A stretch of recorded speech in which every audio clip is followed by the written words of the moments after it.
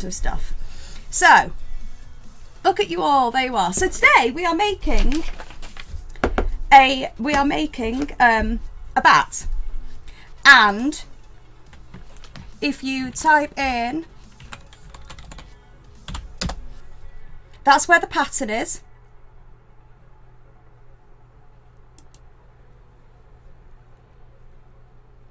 Okay, well, I will be coming to you guys for later for information for how to do it. So I'm just going to make sure that this PDF works before we get into this. Yeah, so that's where the pattern is. So you can find the PDF online.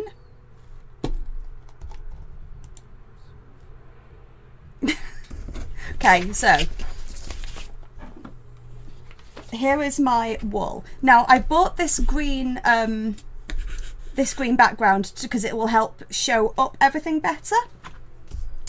And also, if I get the things you need today, you'll need a 4mm crochet hook, or one that's kind of near 4.5, 3.5, 4. I mean, 4 is a lovely size for crochet for a lot of things, and it's really it's good to have. If you're going to buy any hook to start with, you're probably best going for something like a 4mm, because it's one that you can use for so many different things. I'm going to just grab a piece of paper. There we go. Right. So things that you will need today for this bat. You'll need wool of the colour that you want your bat to be. Your bat could be grey, your bat could be pink, your bat could be yellow. It really doesn't matter. It's totally up to you. Is the music too loud, by the way? This weird... I don't even think that this is chilled. Oh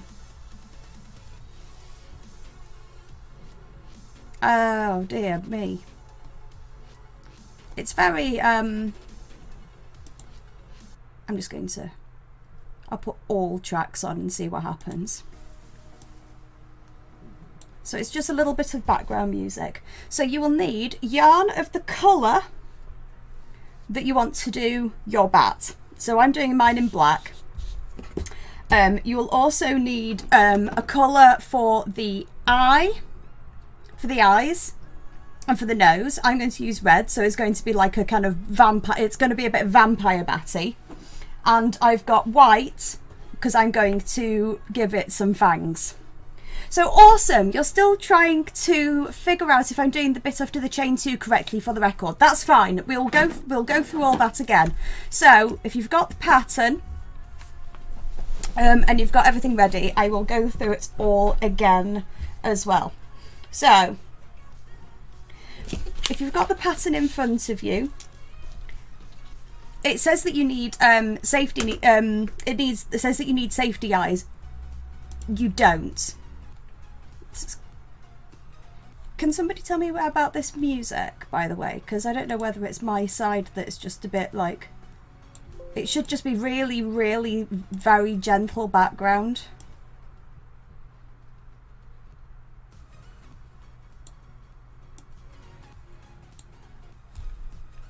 Because otherwise it's like really annoying. Okay, so this is all you're going to need is to be able to do single crochets, slip stitches.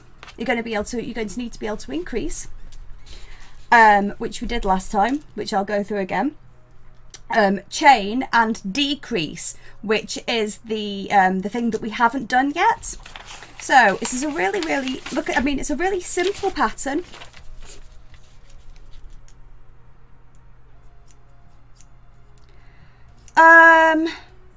Oh, in about 8 hours I won't be. I'll be in bed.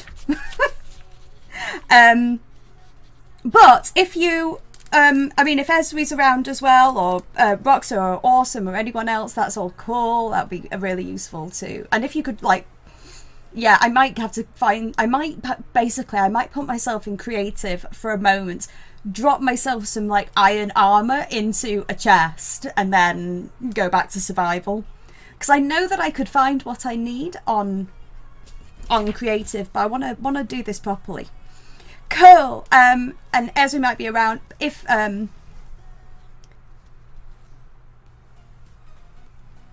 okay, yeah, that'd be lovely. I like having company. So let's go to the very first part of this pattern. So we're going to go back. Okay, but as long as I've got armor, I'll follow you a while. But yeah, so lurk away in here, and then if that's fine, and then like later on I'll probably be Minecrafting. I don't know when Jim's going to be home, but that's fine. Okay, so pattern is worked in rounds. So as we said last time, instead of like in a blanket you go, or in knitting generally speaking, you go like one way, then you go the other way, then you go one way, then you go the other way. In rounds, we work in spirals, which means that the things that you need, and awesome if you weren't here for the last one as well, you need a stitch marker. And a stitch marker is a way to tell when you're starting, when you need to start the next round. So it's basically a point that sort of says you've gone all the way round, and that's when you need to start doing the next thing, and you've got to that point again, and so on. So it's just, though you're working in spirals, it's just that sort of that point where it goes, right, I've reached the end of the round, reached the end of the round, reached the end of the round. Okay, the easiest, you don't need to buy a stitch marker, just get a piece of thread and just snip it off, or a scrap piece. That will do perfectly fine as a stitch marker. You need nothing more. You need nothing else. Okay? You don't need to buy one. You don't need to buy anything for that kind of thing. So here we go. Don't worry about that YouTube. It's easier to do when you can actually ask me questions. If you type in, if for any reason I'm going too fast, or you need me to just re-go over something, don't be a smart ass. If you type in listen, Navi will say, hey listen, and that'll pee me off, and that'll make me go, oh for God's sake, and I'll look up and see chat. So if you want me to go slow at any point, hey listen is the way. So let's begin. So round one, it says begin with a magic ring. Now I said last time I don't do magic rings. I do chain 2, which is the same thing, the same basic thing. So, ooh, scratchy nails. Right. So slip knot, 2 fingers, like you're going. Bah. Wrap the so the end, the dangly end is kind of behind.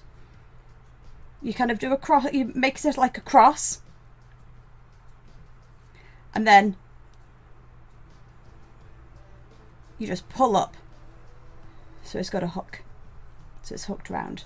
So I'll do that again, just making sure that you know.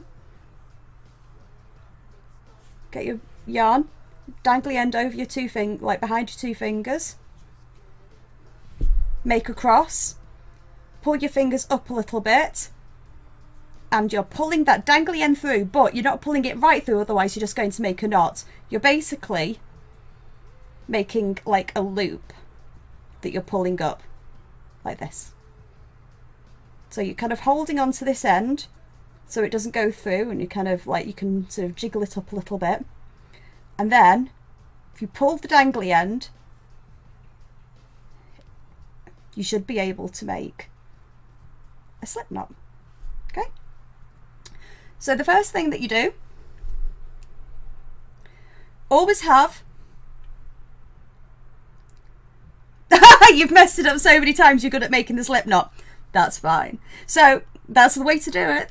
So make sure that your working end, this is your dangly end. I call it the dangly end. I'm sure that there are actual ways of they're actually terms for this stuff. The dangly end. I put the dangly end to the right and your ball of yarn to the left.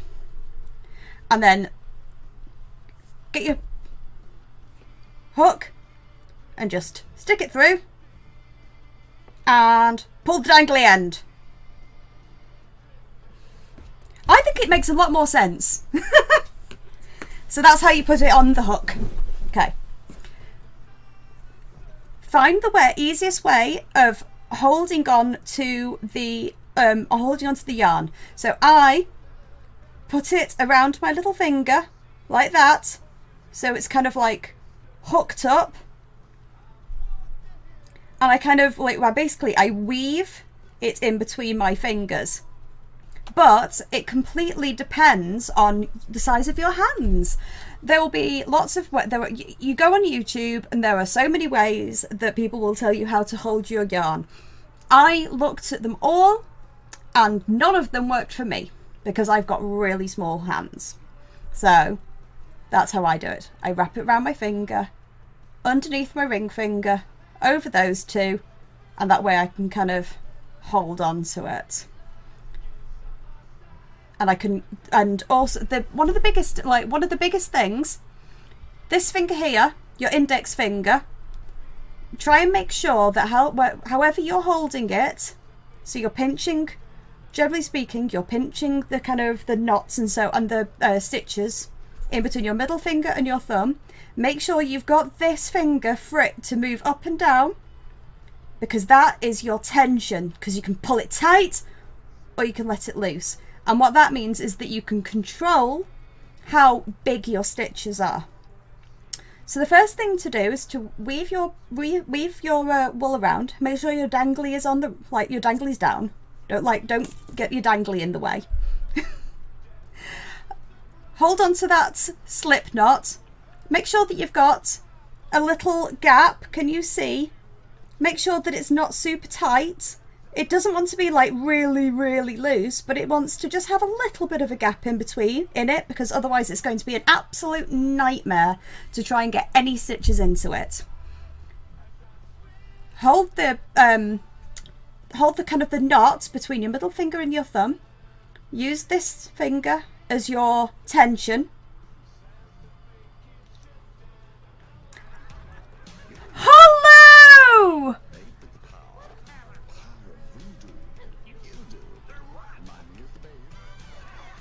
Oh, Holly, you are now. So I can't stay, but I love you guys less than 3. You're now a teacup, and thank you so much for resubbing when you're not feeling well. I hope we will give you hugs. This is me hugging you. Okay? And giving you some serious love. Go rest, do whatever you need to do, and look after yourself, and thank you so much for that resub.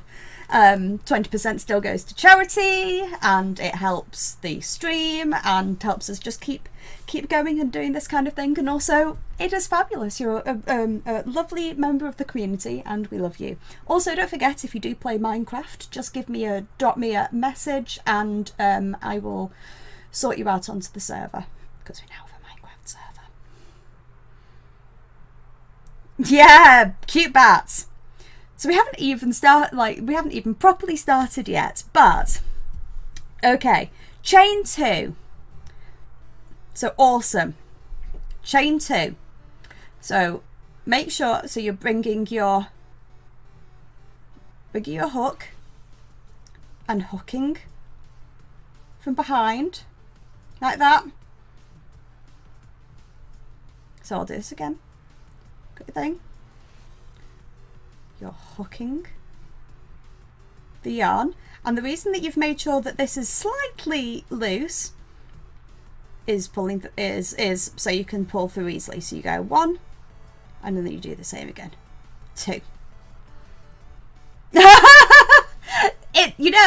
Mistakes are the way you learn.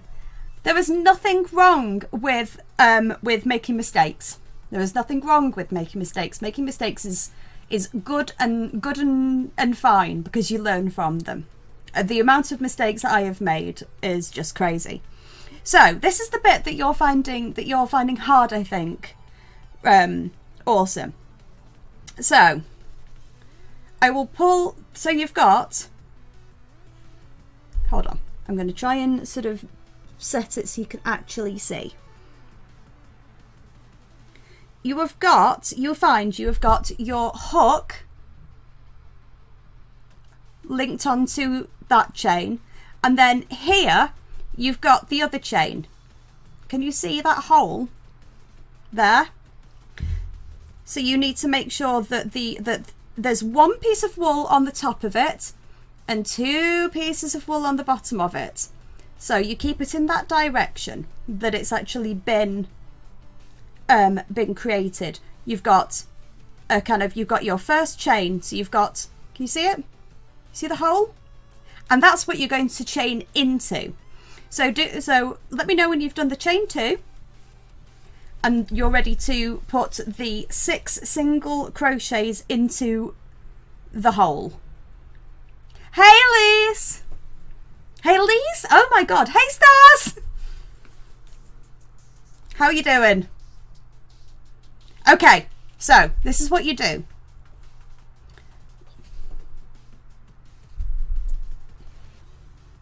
Ready? Get your hook. Hold on to that knot, kind of. Like, so you kind of know where it is. Move your hook so that you're going through that hole from the front to the back. So you go through that hole from the front to the back. That will leave, so you've got 2 loops on your hook there. Okay? 2 loops on your hook. Have you got 2 loops on your hook? If you've got 2 loops on your hook, you're doing it right.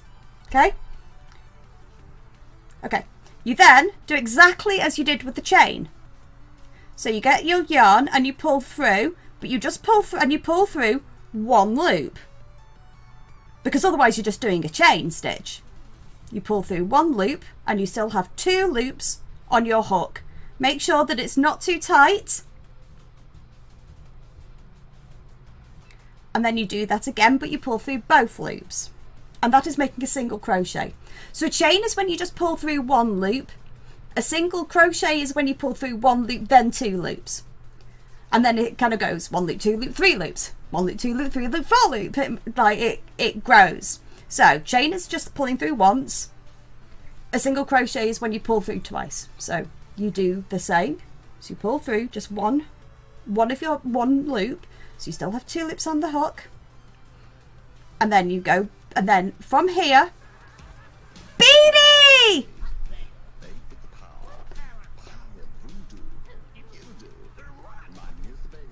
Oh, hello, my sweetheart. 9 months.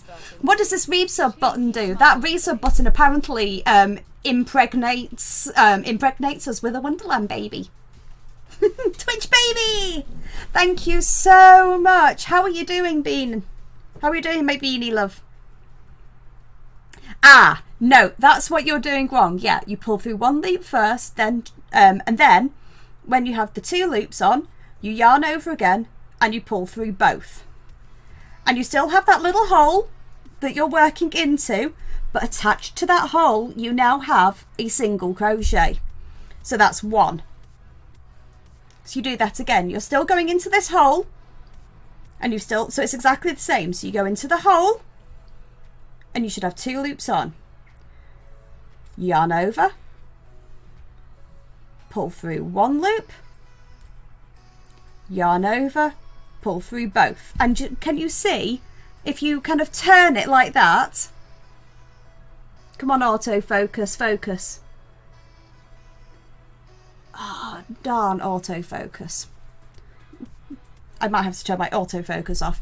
Basically, you now have 2 single crochets on there. Basically, when you turn it round, it will look, you have the dangly and the hole that you're working into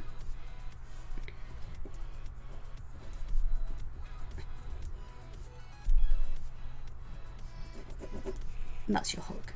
So you'll basically have what a single crochet there and a single crochet there, and it will basically they look like that.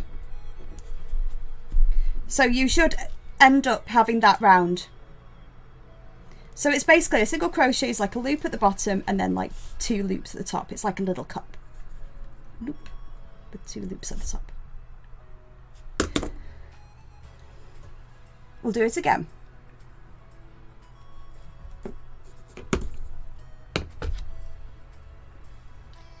Okay, go back. I'm going back to this. I'm going, right, I'll quickly do a chain 2. Okay, so, like this. Right, we've got the chain 2. Okay, so, don't worry.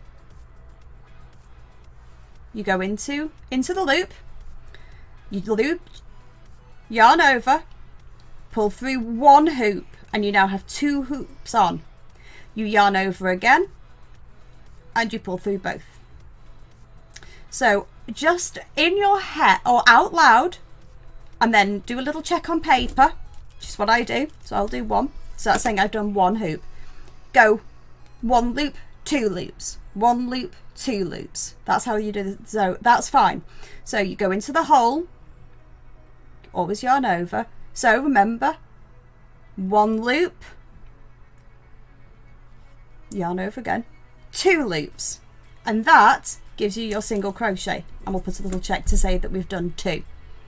Okay, back through the loop, yarn over, 1 loop, yarn over, 2 loops. Okay, that's 3 single crochets. I'm going to do the same again.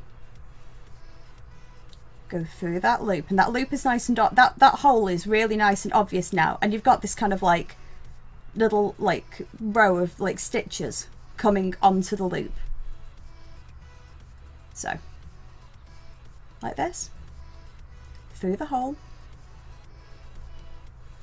yarn over, and you're pulling through 1 loop, so you've got 2 on the hook, yarn over, 2 loops, and that, remember, gives you your single crochet.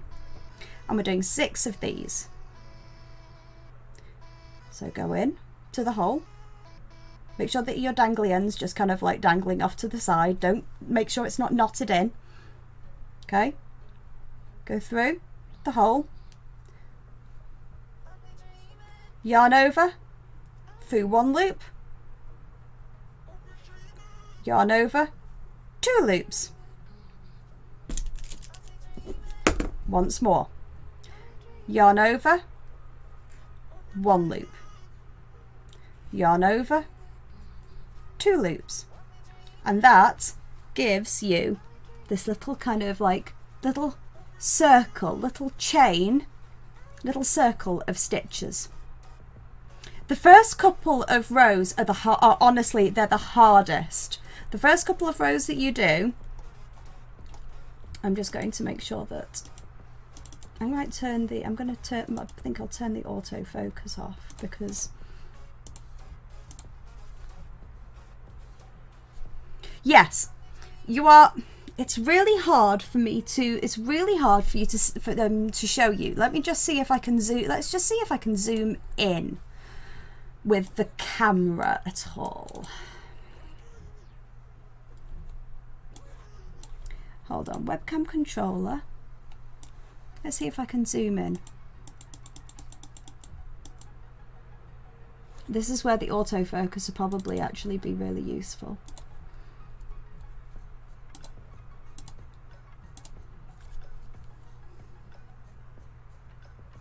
It's really...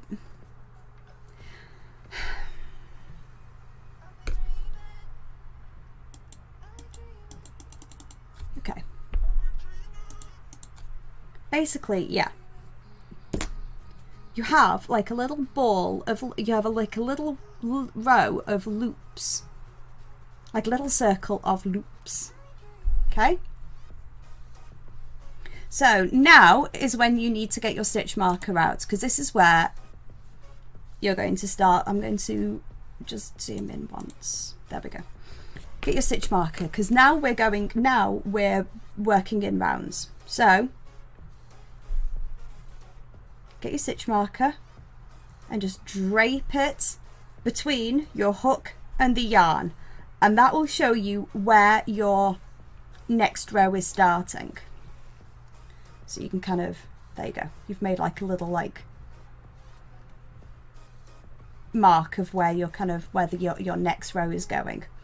You can always, you just keep a hold of it. You've only got 3 loops.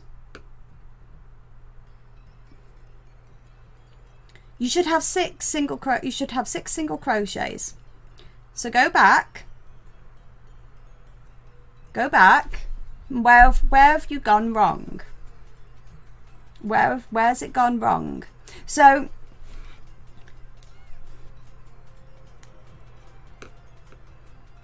you go, remember, you're going in, you yarn over, pull through once, you yarn over, and you pull through 2. Then you start again. Oh, you haven't done anything wrong. You're just going slow. That's cool. That is fine. So go slow and let me know when you've got all 6. Because then we're going to increase. So I'm going to show you how to do the increase. Whilst that is going on, I need that, and I need, oh, where's my whiteboard gone? I had a whiteboard and it was really useful for this, and now I can't find it, because such is the way with everything in this house that I find something and go, oh, that was really useful, and then I have no idea where it's gone.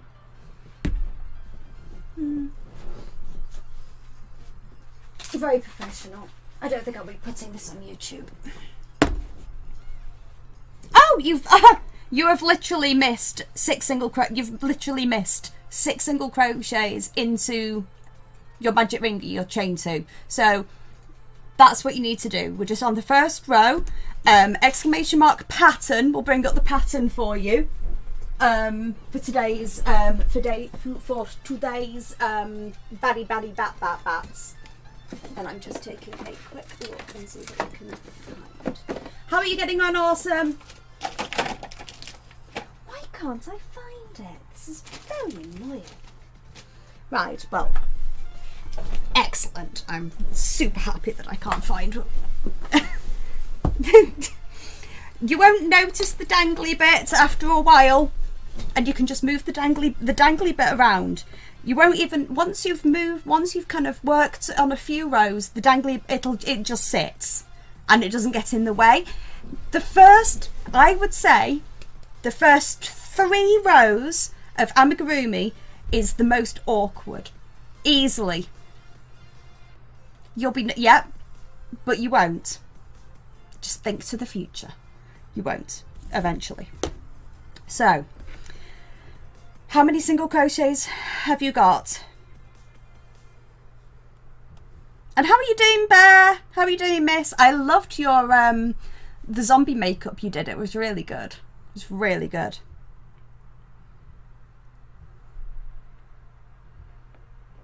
I'm just wondering whether to do this in a different... Right, if you've lost count, don't worry. You can count back. I'm going to do this bat in a different colour because I think it'll be easier for you to see. So I'm going to do it in white. I think 2, 3, hold on, 2. Yep, an albino bat. So 1, 2, 3, 4,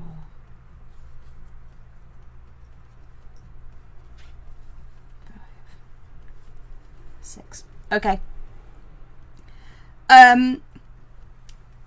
When you're looking at what you've done, you're looking at your work, I might just, I'm wondering whether to draw this curtain slightly. Oh dear, gosh. Because I'm right in front of the window and I'm just wondering whether it might be a bit bright, whether the light is actually not helping. I don't know, it might have been.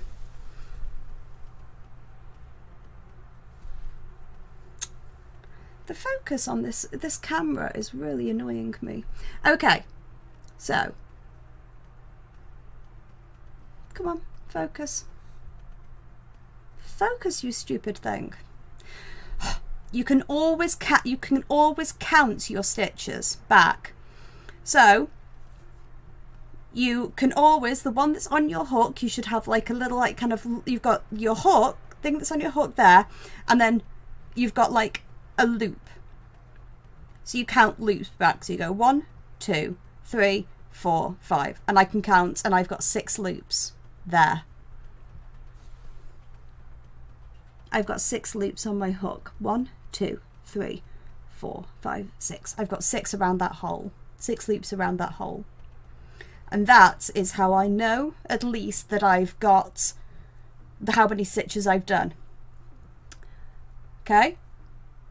So just always, you can always count forward, you can always count backwards. 1, 2, 3, 4, 5, 6. So try and do 6.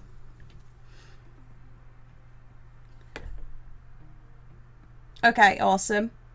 I'm going to have to move on to the next section. I'm going to move on to the next little bit in a minute.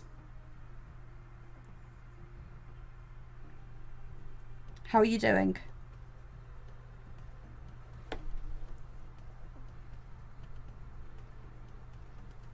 Christmas is now taking over the shop. Oh, don't worry, don't worry. This is why it's an Ami along. Just want to make sure. I just want to make sure that you've got it. So you should have six single crochets. This I think this will become a lot easier. Okay, as we move along. But for now, you just need 6.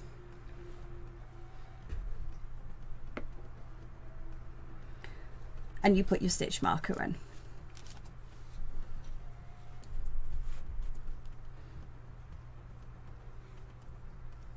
Okay. Mr. Bear, are you crocheting along?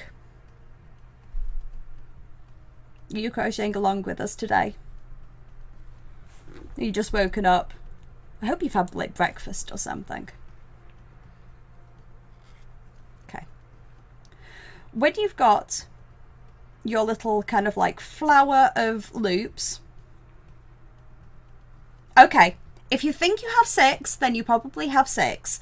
If not, you can always fix things in crochet by adding extra stitches in and stuff. I can help you with that, worry not.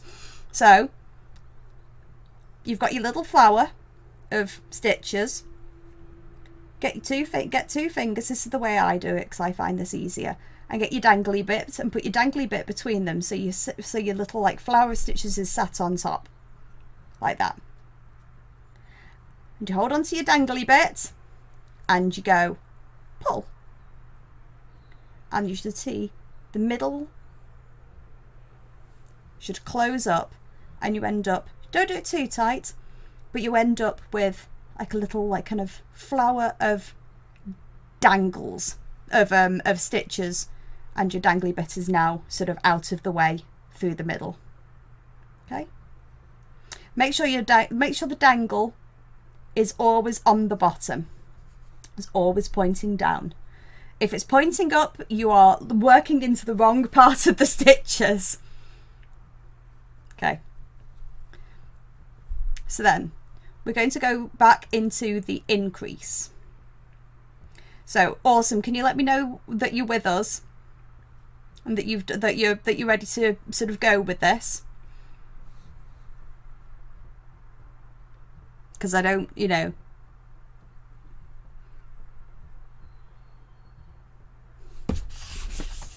Okay, cool.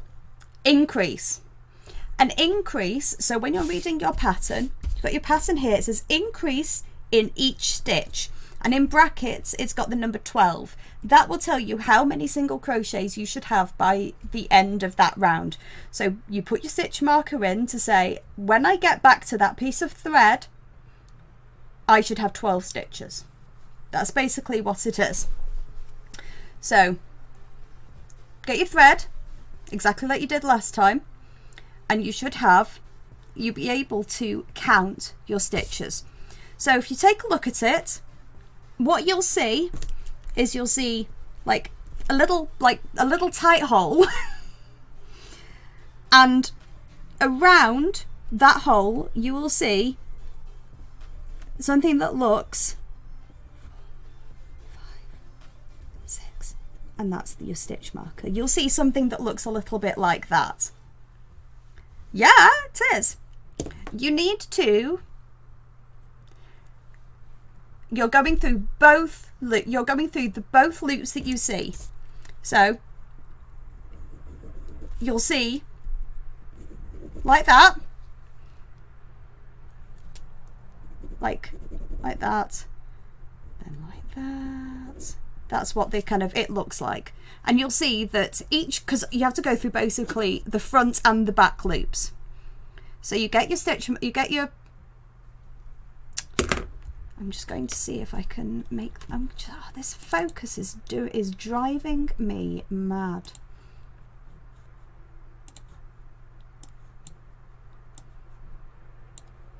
Let's just see if I can sort this out.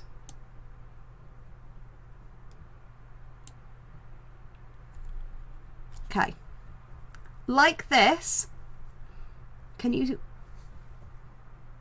see kind of what I'm talking about? You've got 2 loops, like a chain, linked to another chain, linked to another kind of loop, linked to another loop, linked to another loop.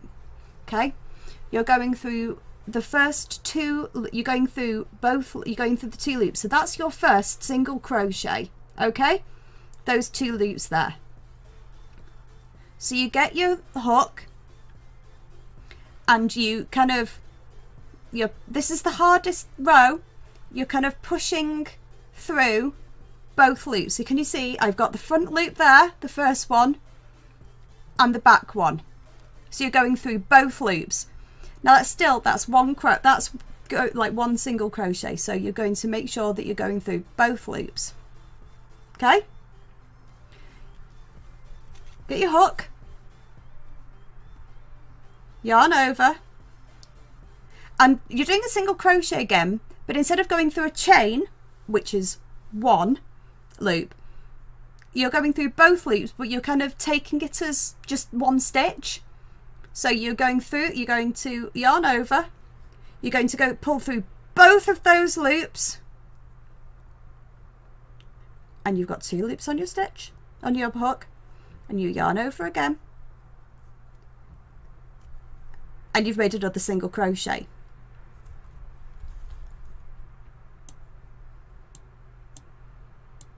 Okay, you've made a single crochet. But because we're increasing, you have to go into the same stitch again. You're doing it twice. Now luckily that first stitch has made a little hole for you, so you can see it easier. So you go in, that's single crochet. Remember to go through both loops.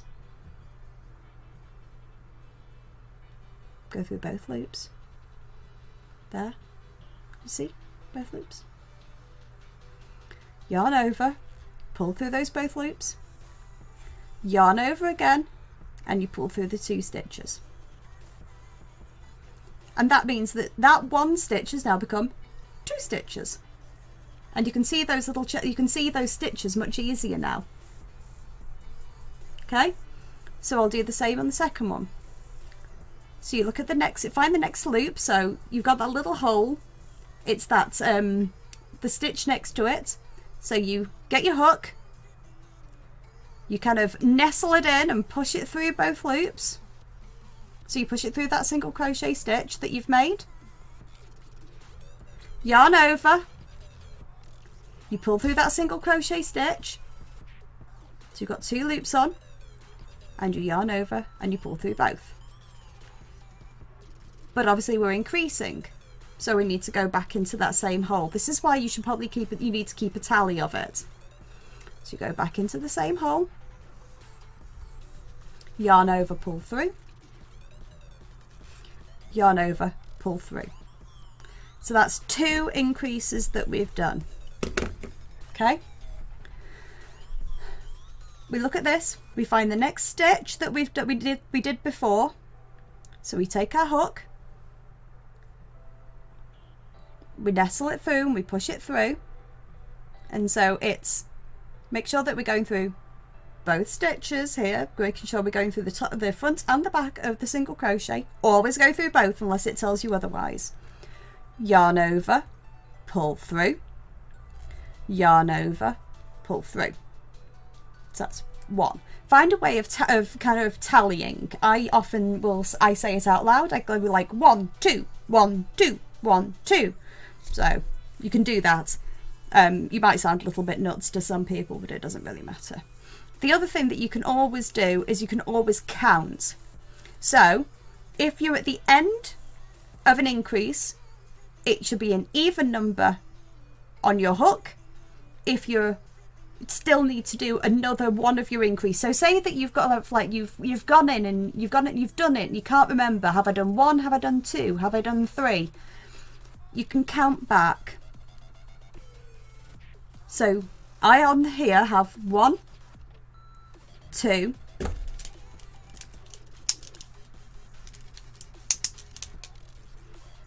1 2 3 4 5. So I've done 5 so far. So I know that because it's an odd number, I need to make it I need to put another in. I need to put another stitch in because, you know, it's going 2 4 6 8. So I need and so I need to put another stitch into this hole to make it 6.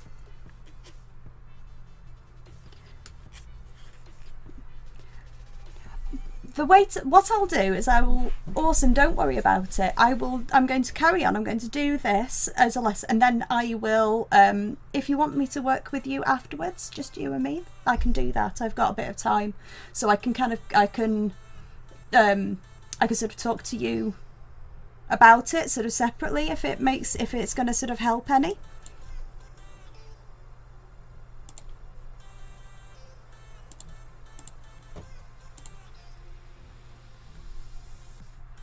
Okay, do what you can, try and see if you can catch up, but don't worry about it. If it needs, you need to see if you can figure it out from what I've been doing, and then if just put it down. I will only be a couple of hours, and then I can I'll call you on Discord or something and go through it with you. So don't you worry at all. We will get you batty. So we've got 3 stitches left, and that we're going to turn that 3 into 6, and that'll make our 12. So we go into the 4th stitch. Okay, into the 4th stitch, we yarn over, we pull through, yarn over and pull through. We need to increase that stitch, so we're doing the same again. So yarn over and pull through, yarn over and pull through. We've got 2 stitches left. So we go into that first stitch there, yarn over, pull through, yarn over, pull through. We're going to need to do another stitch into that hole. So yarn over, pull through, yarn over, pull through. And the final stitch, we do 2 into that one, so we go into the single crochet, yarn over, pull through, yarn over, pull through, and we make our final stitch, which is go in, yarn over, pull through, yarn over, pull through. And we should, between the red yarn that's now attached in, it looks like a little like a snail shell, I guess. And we should be able to count our stitches back. So we can pull that out because we know where it is and we've got our stitch marker in.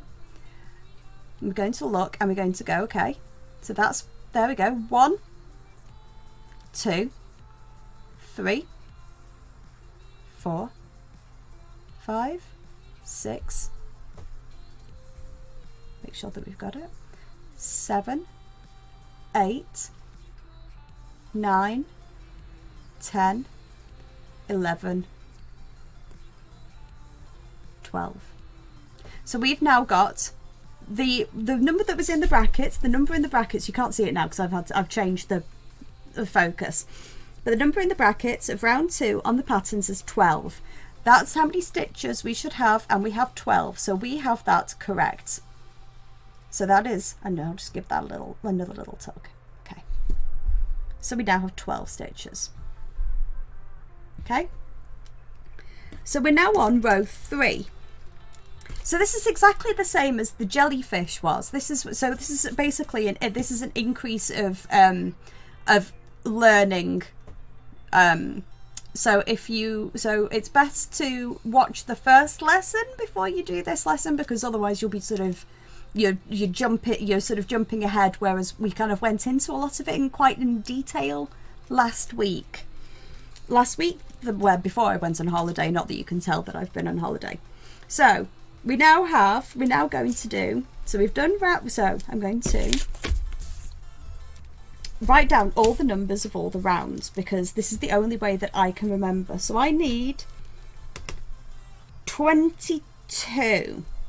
So 1, 2, 3, 4, 5, 6, 7, 8, 9, 10, 11, 12, 13, 14, 15, 16, 17, 18, 19, 20, 21, 22. And then what I like to do is I like to mark off. So it says here round 6 to 9 is single crochet all round. So I tend to put a little bracket between 6 and 9 to remind me. 6, 7, 8, 9. Can you see just that I've basically done that to remind me when I look at it that should be those rounds? Then there are certain things that it says. So I always read your pattern first. This is exactly the same as it used to be with exams at school and that kind of thing. Read your pattern first. Don't just dive straight into doing row 1. Read through the pattern. Figure out where you're doing things, because you're going to have to put in eyes. You're going to have to do some stuffing. So there are going to be certain rows where you're going to, at the end of that row, have to do something. So it is really important to make sure that you know when you've got to do certain things. So reading through the pattern, on round 11 it says attach safety eyes at this point. So I'm going to do a little circle round 11, and I'm going to write in eyes. Okay. I'm going to read through again, and then round 14 I'm going to circle it again, and I'm going to write stuff head, because that's what it says. So if I'm looking, it means that if I'm just looking at this and I'm getting out of sync with my pattern, I always know that I'm going to be correct. I always know that I'm going to be able to stuff the right thing in the right points. So 14 is stuff head. So keep reading through. Stuff head, keeping on reading through. It says round 17 to 19 single crochet. I'm the same. It's all stuff and fluff. I'm like Winnie the Pooh. On the pattern it says round 17 to 19 single crochet around. So I'm going to do what I did before. 17, 18, 19 is just going to be single crochet round. So I'm just going to put this little kind of like bracket out round them, because I know that's how I do it. You can do it differently, but that's how I do it, is that if you put a little bracket around, like a little little thing to kind of gather them together, I know that it's just the same thing. It's just single crochets. I don't have to do anything else. Keeping on reading. Round 21, stuff body. So I'm going to round 21, that does actually say 21. Round 21, body stuff. Okay, So I know that there are certain things I've got to do at certain points. So I know that I have done, so I'm going to cross my rows off as I do them.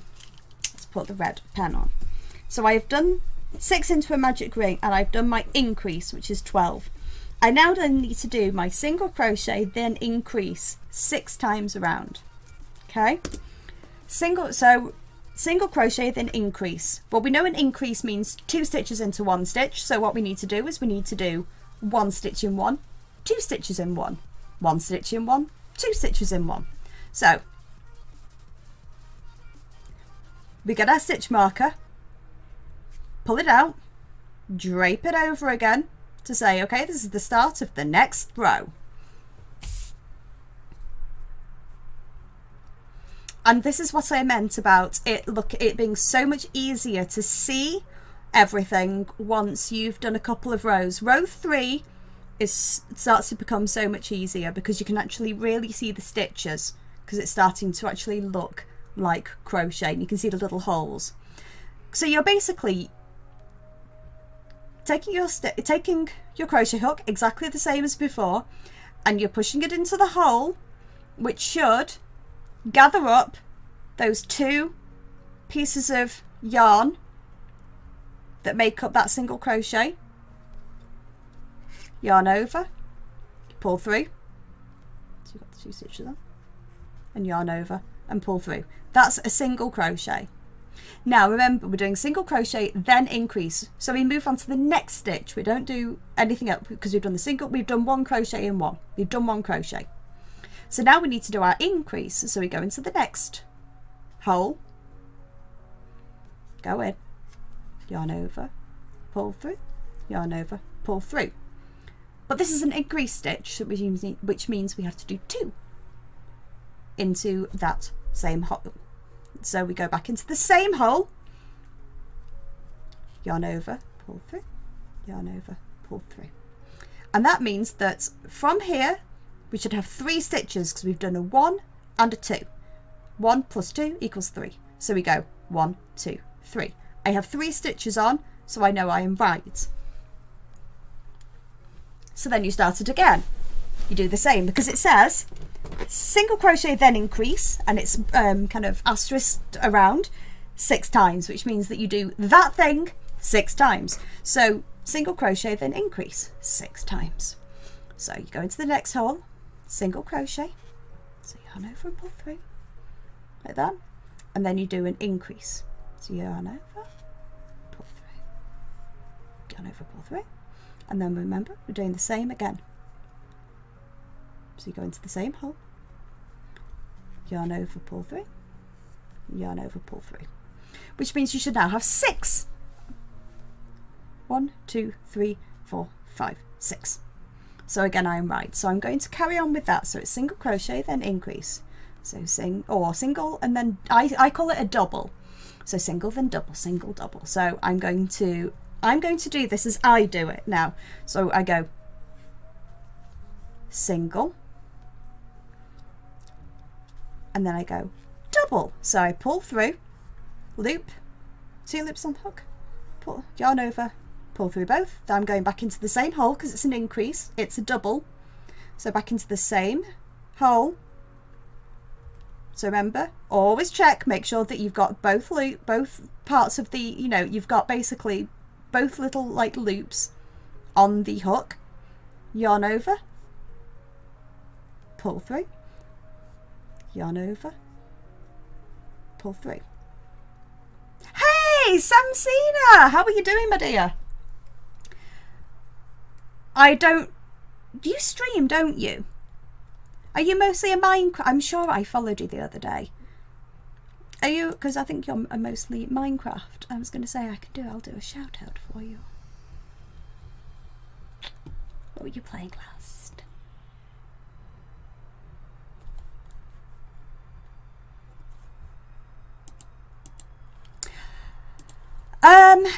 Thank you. Yeah, I'm good. I'm desperately trying to kind of work my camera and kind of explain how to do this bat. So we can count back. So again, we should have multiple. It's always multiple. It's going to be multiples of 3. This is when your times table comes in like really handy. So we count from the from our stitch marker. 1, 2, 3, 4, 5, 6, 7, 8, 9. I'm on 9, so I know because it's a multiple of 3 that I've done it. You know that I'm so far so good. So we do the same again because we're just repeating the same thing. Single crochet, increase, single crochet, increase, single crochet, increase, single crochet, increase, all the way around, because what we're doing is we're trying to get it to grow. A Halloween bat! Can you see it? Little Halloween bats. So I'm trying to sort of explain it as well as I go along. It's like kind of like a lesson. So for people who know how to crochet, it's probably going to seem, it might seem really slow, but if you just press !pattern, the pattern's there, so you could just sort of take it and just kind of, people can just do it whilst I'm sort of teaching it as well. So I did a lesson last week about how to do the basics of crochet, and we did a little jellyfish. And then now this week I'm adding in, so we've learned how to do a slip knot, chain, single crochet, and increase and slip stitch. And we're going to be doing decreases this week. So we're adding a little. I'm adding a little bit in each time, just like a little smidge. So I'm going to carry on. Are you a crocheter? So we're going to do one and then increase. So we go into the hole, do a single crochet. We go into the hole and we're going to do 2 crochets. 1, 2. So into the next hole, just 1 crochet. Okay. Into the next hole, we're going to do 2 crochets. 1. And then you're going back into the same hole, remember, and because you can always sort of, the holes get bigger and more obvious. It's so, once you reach row 3, it is so much easier. It's when I first started, I was crocheting into the starting chain by accident and all sorts, and it took me time and it takes practice, and it's the kind of thing, actually, it's quite good to do. Don't think about making anything. Put your slip stitch on. Do your magic ring, your chain 2. Do 6 single crochets in. Put your stitch marker on, and then increase. And make sure that you've got 6 single crochets to start with, and then 12 after you've put your stitch marker on. Unravel it. Do it again. Unravel it. Do it again. Unravel it. Do it again until you can see. You will be able to, once you've done it enough times, you'll be able to see those stitches so much easier. Honestly, I can't even the practice. That's what I will keep on saying. You don't learn to amigurumi overnight. It takes practice. It takes practice. You can't just necessarily look at what I'm doing and just be like, yeah, got it, because it needs to make sense to you.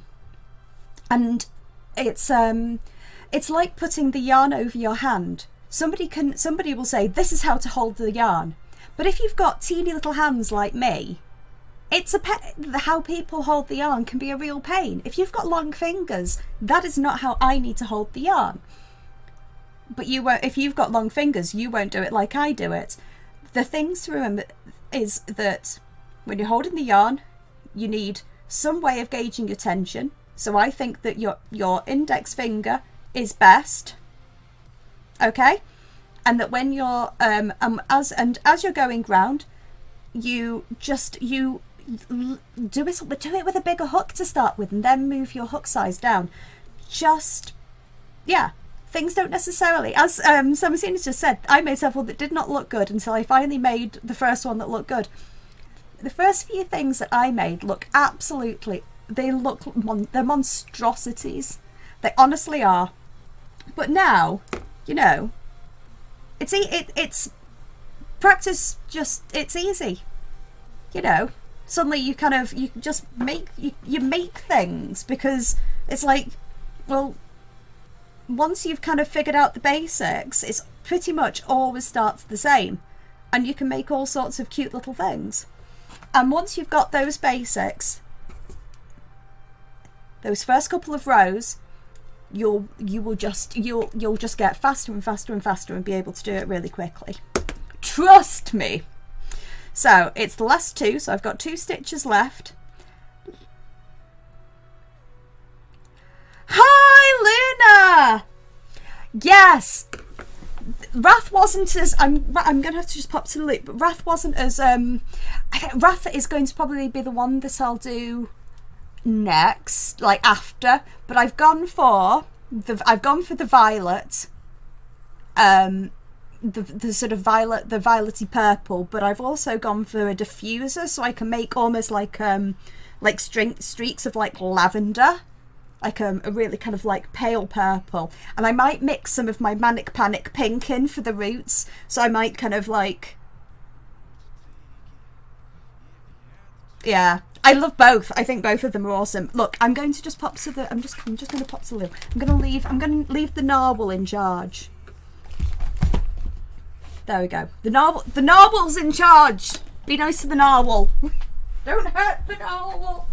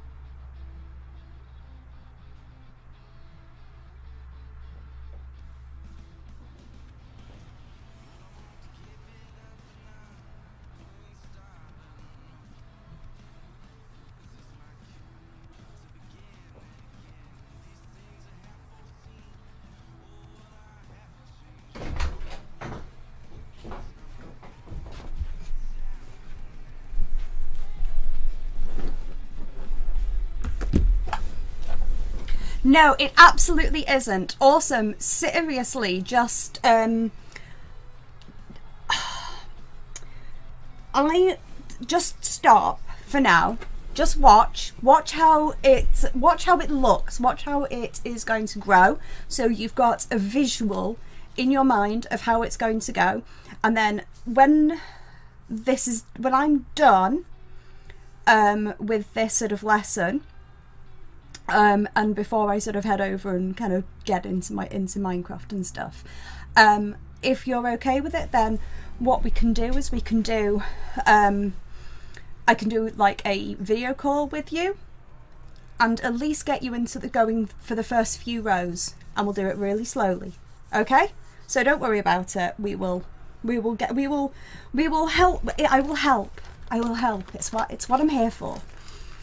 Luna and Forest and Judge. Oh my god, so many people, fabulous people. Hello my sweethearts, how are you doing? This is right. Are you ready for this phone call? Actually, shall I phone? No, I'll text him because we have an issue. So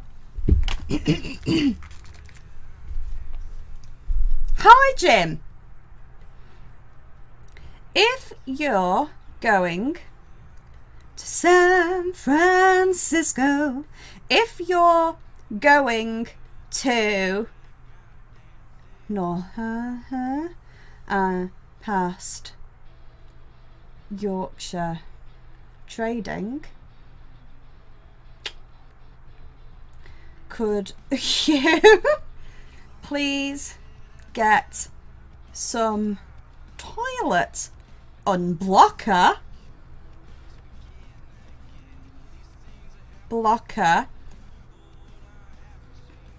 as it keeps filling up.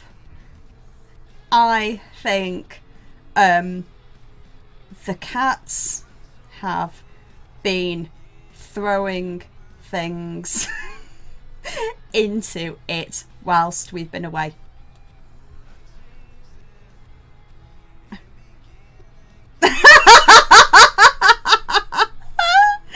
Oh god, unblock Earth, cancel the feeling that will be my way. Basically, we got back from holiday and the toilet's blocked. Now, I'm not going to cast aspersions on anyone's in-laws who might have been looking after the house, but I kind of am. Right. Anyway, I'm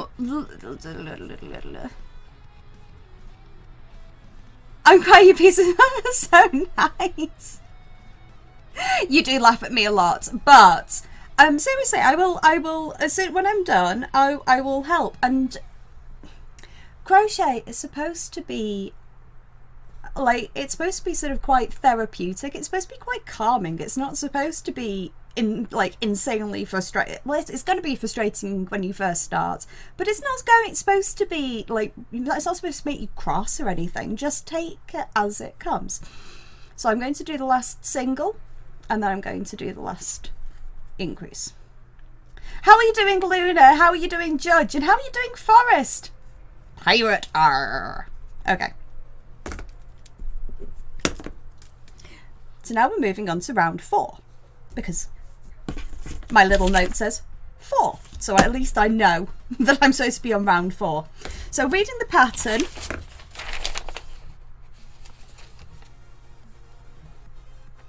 Reading the pattern, it says single crochet in the next 2 stitches, then increase.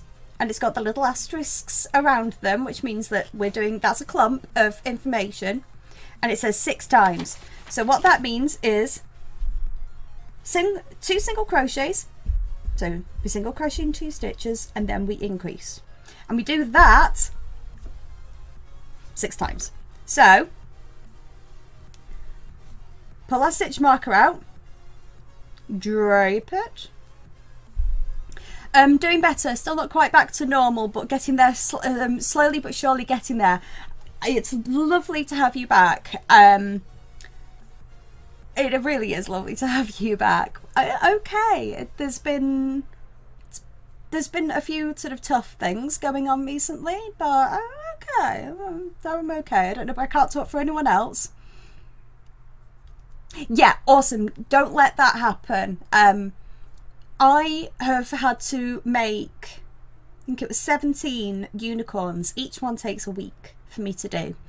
I've had to make 17 of them, and the first one or 2 I was really excited about doing, and then gradually as I got further into them, I've just hated every single minute of it, because the pressure of having to try to do them fast and churn them out, it's just not fun. This should be fun. So yeah, take a breath. Take a breath. And Judge, I wish I'd working along with you, but said I'm working. Oh, boo, working, boo. I'll say it here as well, guys. If any of you play Minecraft, we now have a Minecraft server that Princess has kindly sorted for us.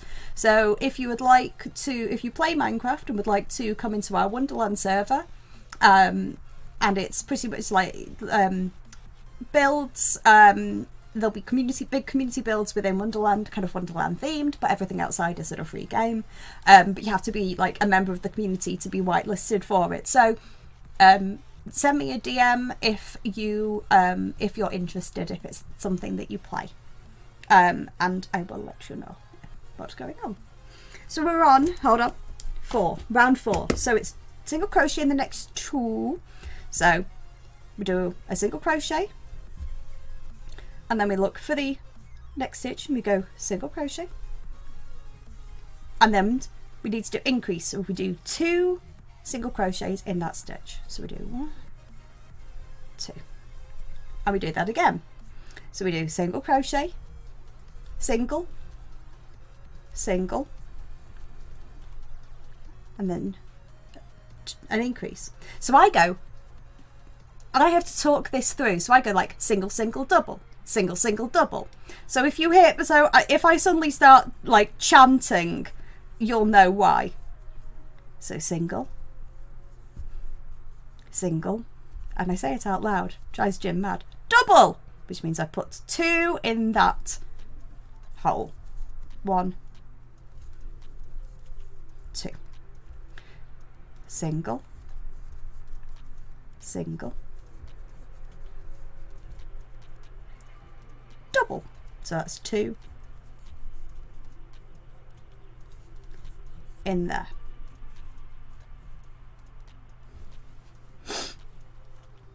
Single, single, and then double. Judge, I didn't until, oh my god, was it Saturday? I'd never done it before until Saturday, and now I'm in love with it.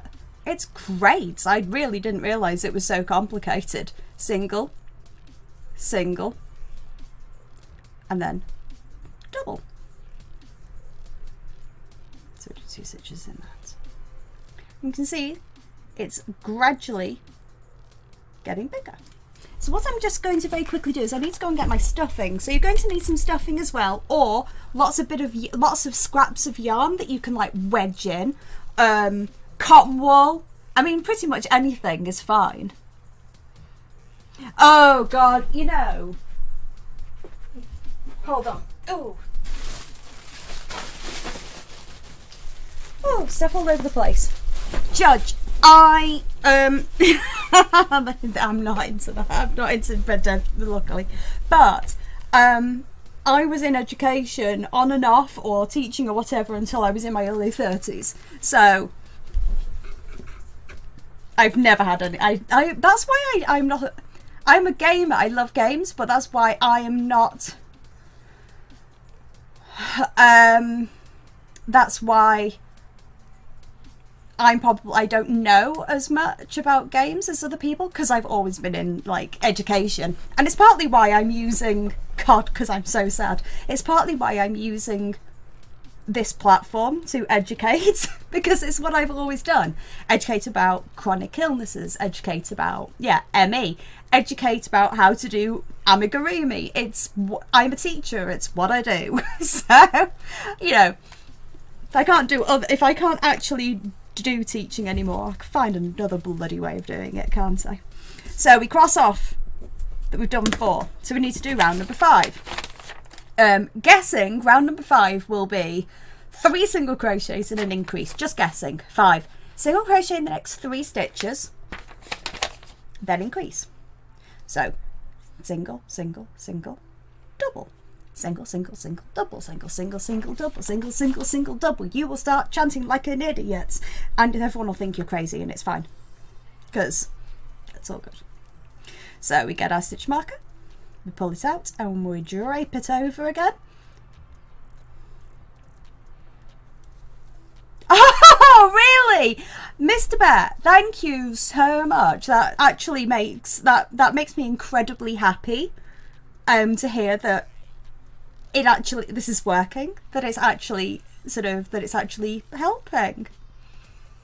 Chant out loud, mark things down, write things down, count backwards, just always, like, you'll know.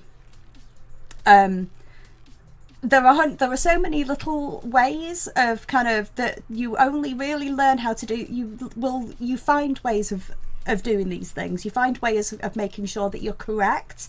And again, it's like, it might seem really obvious if you're a crocheter, but at the same time, I'm a teacher and I understand that actually you need to break things down. So it's easy enough for me to say, like, to make assumptions about things, because I've been crocheting for like 1.5 years. But if you're just starting, you don't know how to do anything. So it's like right back to basics. So move your stitch marker, drape it over, make sure that it's in the right place, which is just basically hanging between the working part of the thread there and this row 5, because we're on 5. Okay, so we're on row 5, and we'll look at row 5 on the round 5 on the pattern. So we know that it's single crochet, so it's 3 and then increase, so it's single, single, single, double, single, single, single, double. So we do that, and we can say it, and we say it out loud. So we know that that's where we're not going back into there, because that's where the stitch already is pulling out of. So we go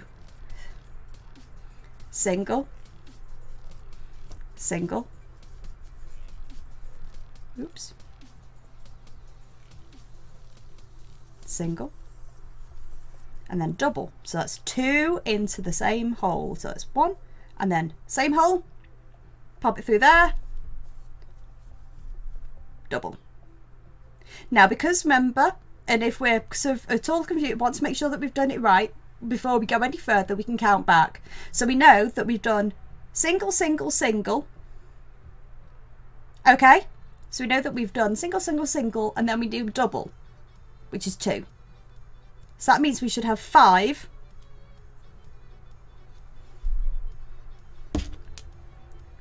1, you see, 1, 2, 3, 4, 5. So we know that we're right. Ah, sleep well.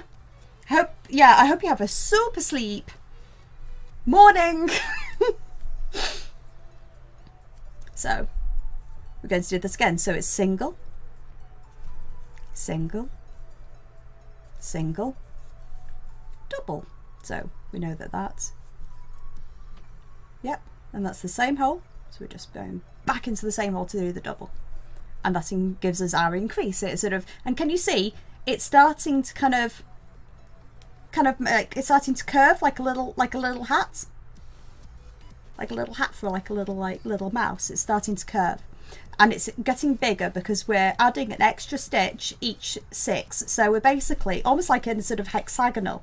We're just making it get slightly bigger, slightly bigger, slightly bigger. 1, 2, like bit. Okay, so that's our double. So we go single, again, single, single, oops.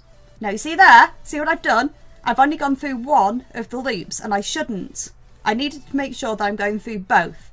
So at this point I would pull back out, okay, because I want to go through both, because I did that, I nearly did that wrong. So I need to make sure that I'm going through the front and the back loop. Can you see?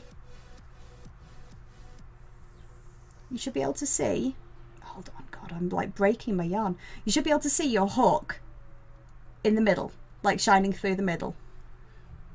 So you need to make sure you go through both loops. Now see, I've lost where I'm at now by talking. So we worked out that I should have multiples of 5. So I'm going to count how many I've got. 1, 2, 3, 4. 1, 2, 3, 4, 5, 6, 7, 8, 9, 10, 11, 12, 13. So I'm on 13. So that, if we're working on multiples of 5, I've got 5, 10, and then, ooh, I'm on these, I must be on the third, that must have been the third single. So I must have to do the double now, because that will take it up to 15. So that's again, so if you get distracted, the phone rings, the door goes, the doorbell goes, somebody knocks, somebody talks to you.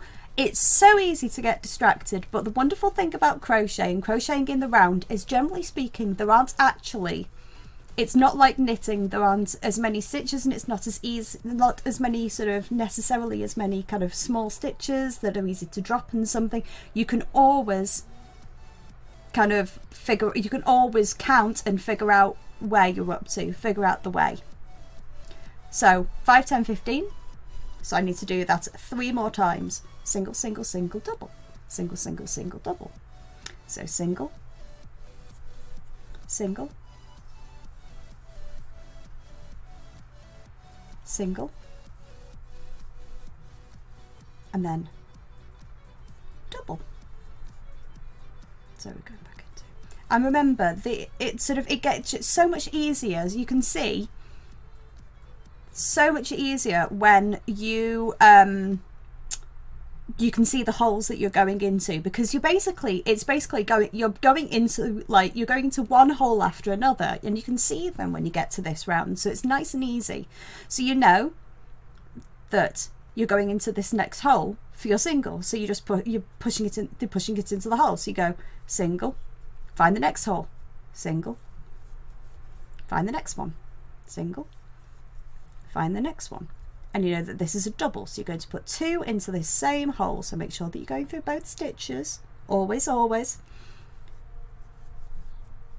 And kind of, you can sometimes, I mean, what I do is I kind of keep my, like, I do a lot of this by feel. So you know it's this hole here. Can you see this hole? You're going back in.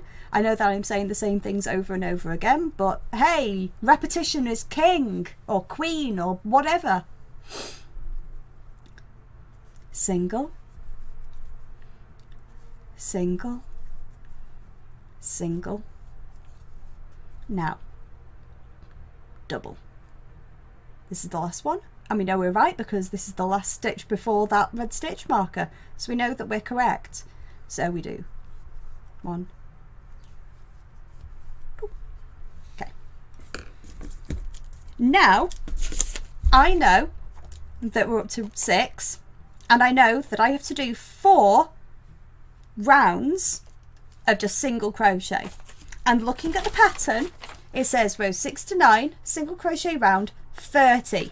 So I know that I should have 30 stitches now. So I'm going to count them. So you're not doing any increases, you're just going round. What that'll do is that basically kind of makes it into like a tube. So pull the stitch marker out. Oh, what's happened, Judge? I mean, news generally makes me sad, especially, I mean, being over in the UK at the moment with Brexit bloody makes me just want to rip my hair out.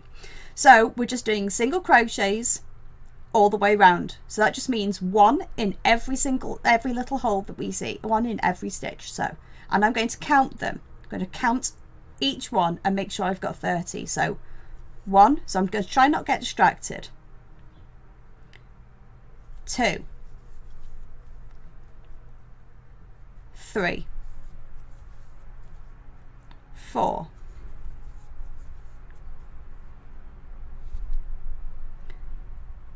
5, 6,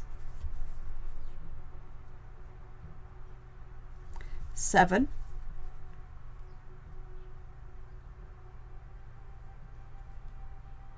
8, 9,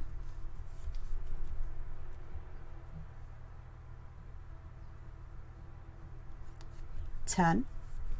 You see what I'm doing? I'm just going to write down the number 10 to remind me that I've done 10 stitches. So can you see what I'm doing here? I am actually, I'm making sure that I'm going into the right hole all of the way. So 11. So the next hole is that one. 12. Next hole is that one. 13. So it's always the hole after the one that you've just done, which is why I kind of feel it as well. Oh, forgotten where I'm up to. 1, 2, 3, 4, 5, 6, 7, 8, 9, 10, 11, 12, 13. Did I say 13? So I'm going to do it quickly. 14, 15, 16, 17, 18, 19, 20, 21, 22,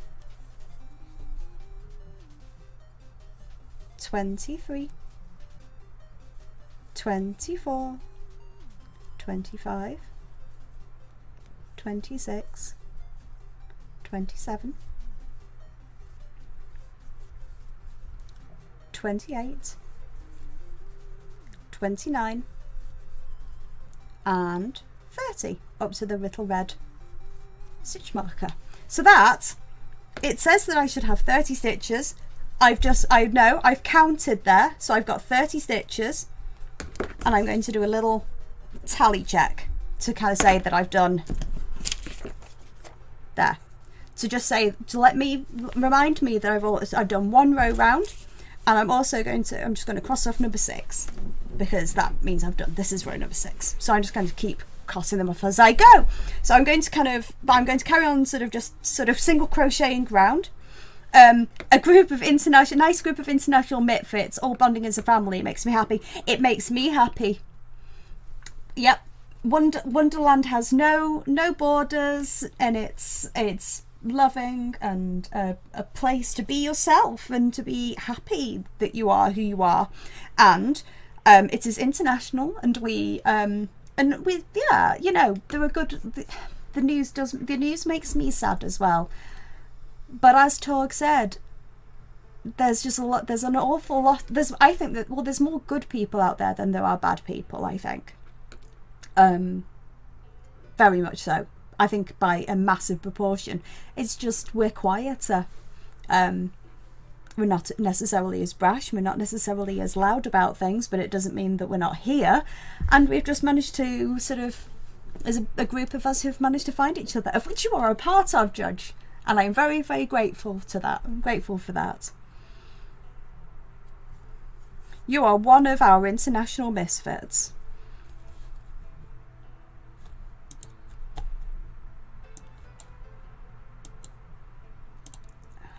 That down one.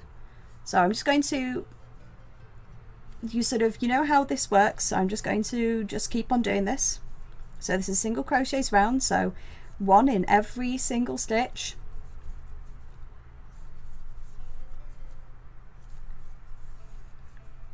So as you get as you kind of do this, because when I first started I wasn't sure where to hold the pattern, hold the thing I was making, hold the yarn. I wasn't sure what I was supposed to be doing at all. I was so see, there we go, I've only hooked 1 of the 2 that I should have hooked. Oh,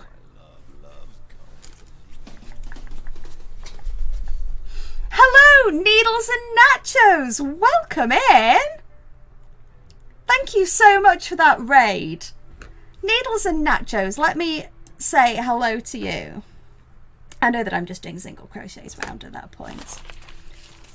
Needles and Nachos, very welcome. Welcome in. I think you need to speak before I can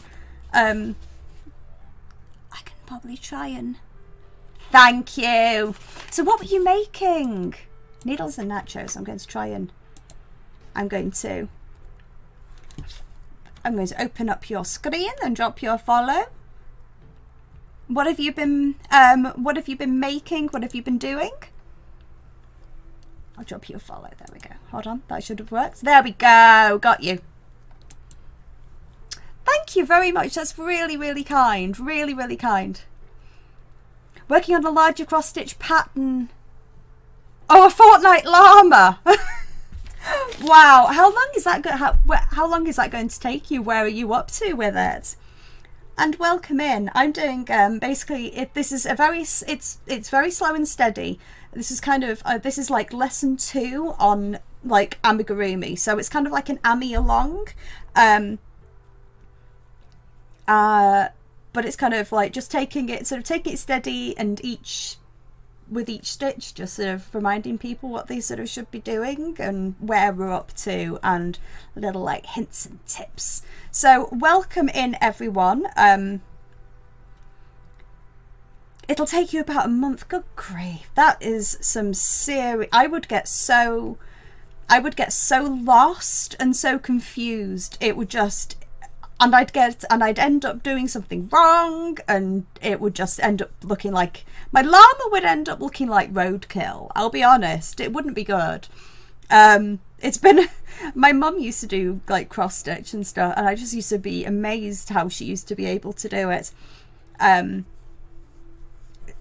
kind of and keep right. because yeah, this is partly why Amigurumi is really good for me, because I can easily keep a track of what I'm doing and count things easily if I go wrong as well. So more power to you for cross stitching. Good. I mean, I think it's fun. I think anyone who can do anything like that is fantastic. Yay! You're getting it, Mr. Bear. Fantastic. Are you counting back and just checking how you're going on and you've got the right amount of stitches? Because it should look like, at the moment, it should look like a little kind of like little hat. Because it's basically, that's the top of a head. That's going to be the top of the head of the bat. So this is so I'm on my third now, so I'm looking for that hole that I'm not already attached to. So, and you can count the amount of stitches every single time if it helps. So if like to count, to sort of make sure that you've kind of done it right and you've not kind of dropped any stitches, not gone wrong on any stitches. I keep on kind of going out of, I'm going to sort of sort out the I'm just going to sort out the focus. I'm going to bring it down slightly.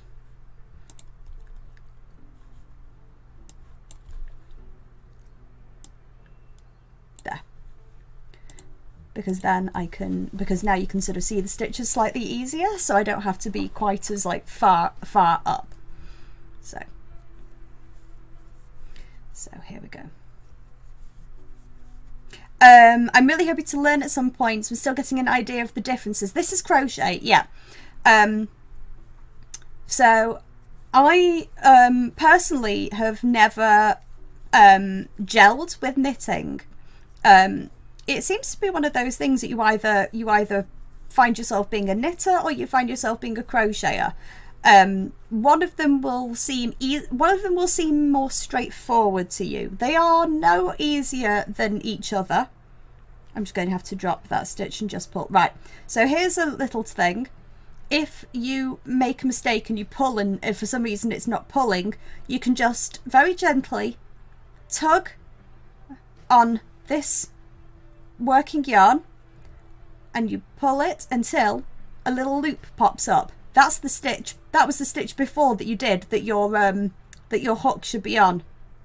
You just put your hook back on and you carry on and you do it again, and it's, you know that that's okay. So if you make a mistake, all you need to do is keep an eye and just pull the working yarn and just pop it all through until you just get that single loop up where your hook should be. That's what, and you can unravel entire rows. I mean, look, I'm going to do it because I can do it quite fast. I've miscounted. I've done it all hideously wrong, and this bat looks like it's slammed itself into a car. You get your working yarn and you just go and you unravel it and you unravel it and you just keep an eye on that red thread, that stitch marker. Unravel it, unravel until you've basically got exactly what you started with, which is your hook through there, your yarn wrapped round, and your stitch marker lying over. And you know that that's the start of the round. So you can always kind of unpick, don't worry about it, and go back. If you look at it and you think, you know, I've gone wrong somewhere, this really doesn't look right, I think I've maybe gone into the same hole twice, or I've missed a hole, there's a gap, I've done 28 stitches and it should be 30 and I don't know where I've gone wrong. It doesn't take that long for something small like this. Unravel the row very calmly and start again. And because you've already gone into the stitches, can you see they're actually much easier to see now, so you can spot where you might have made mistakes. So we'll go round and we'll count to 30. We'll make sure that we've got this right. So we go 1, 2, 3, 4, 5, 6, 7, 8. I'm doing it under my breath. 9, 10, 11, 12, 13, 14, 15, 16, 17, 18, I'll talk after I've counted, 19, 20, 21, 22, 23, 24, 25, 26, 27, 28. Oh, shut. I've not gone through both there. And I know that that's wrong. You need to go through both loops. Always both loops, unless it says differently. 28, 29, 30. So I am doing it right. I have got it right so far. I know I'm trying to be professional. I'm trying to count professionally. Hey, Dylan.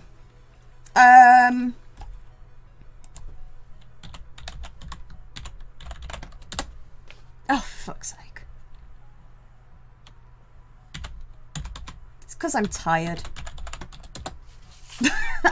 Boot boop. Because I was thinking BT. This is what happens with my stupid brain.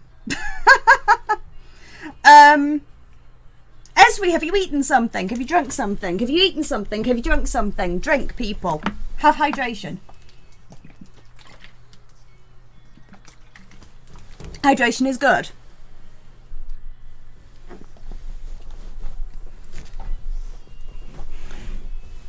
You need to make a shopping list. What are you buying? And this is the last round, and we're going to be making the eyes at some point. So it's the last round. You did eat an apple. That isn't enough to keep you going for... God, I sound like... God, I'm not your mother. But I was like, that's not enough to keep you going for a full day, Miss Esri. So... you need to, you know, have something that's good and filling and is slow release energy. Put the lights on. Hit my head on the way up. Okay. Just know that we got that, you know, gonna nag you about it. You're gonna get nagged.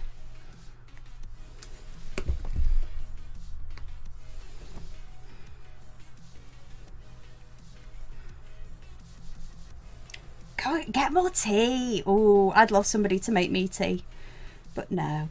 But yes, keep hydrated, people. It's very, very important. Yeah, I'm just gonna. Yeah, so I'm just gonna keep reminding you, keep nagging you. Make sure that you eat something. Make sure that it's good, that it's nice and filling. That'll give you lots of energy. An apple doesn't have many calories, and calories are just energy. So eat something that's a little more substantial. But you're gonna get something at the store. I trust you.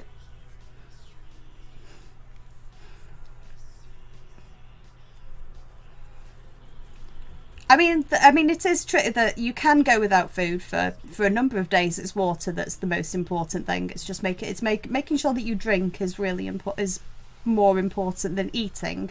But you'll end up just being really sleepy, and your brain, and not being able to your brain won't work properly, and so on if you don't eat the food that you need. So yeah, you should have Mr. Bear, who I know is doing it along. It should look like a little cap. It's like a little hat, because it's basically an albino bat. So we're on round 10. I know, because I've been checking off as I've gone along, and it says 10. Round 10, it says SC in the next 3 stitches, then decrease. Hello, new stitch, new thing. So a decrease, the opposite of an increase. So as an increase, you make 1 stitch,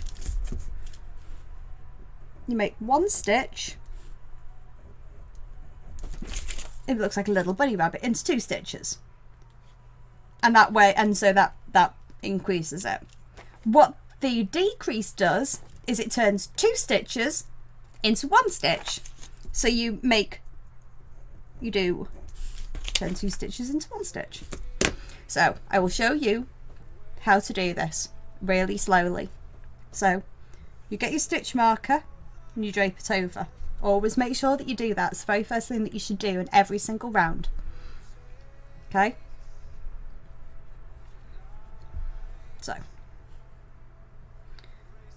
we do single, single, single, because we've got 3, it says 3 singles. So let's do that first. Single, single, single. Now it's decrease. So what we need to do is these 2 holes, basically these 2 stitches here, this stitch and this stitch, these 2 holes become 1 stitch. Okay, so it's 2 stitches becoming 1.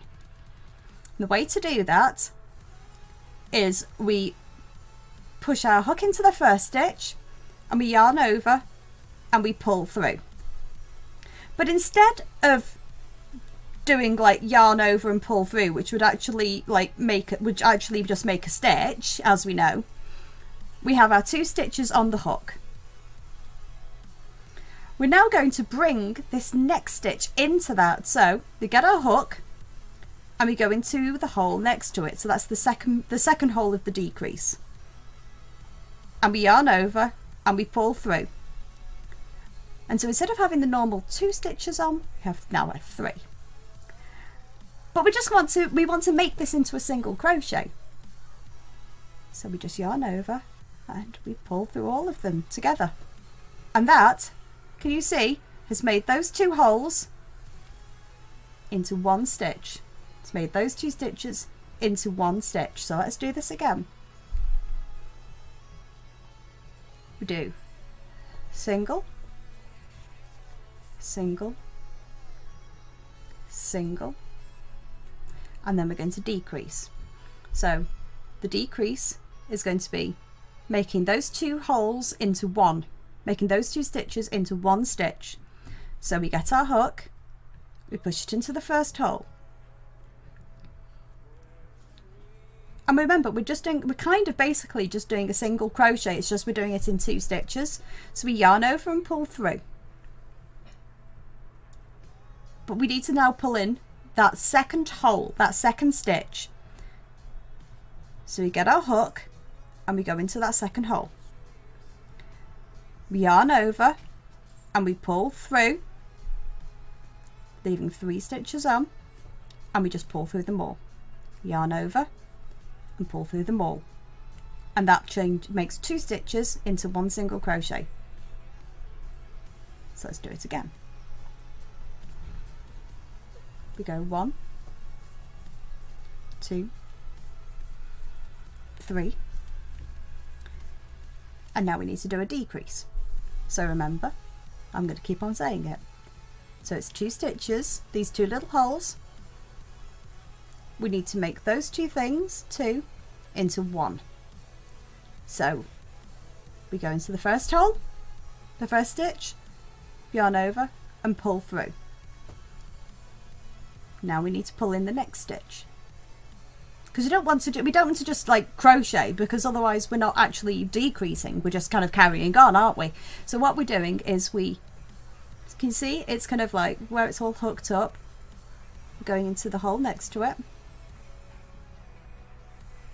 yarn over, pull through, yarn over, pull through.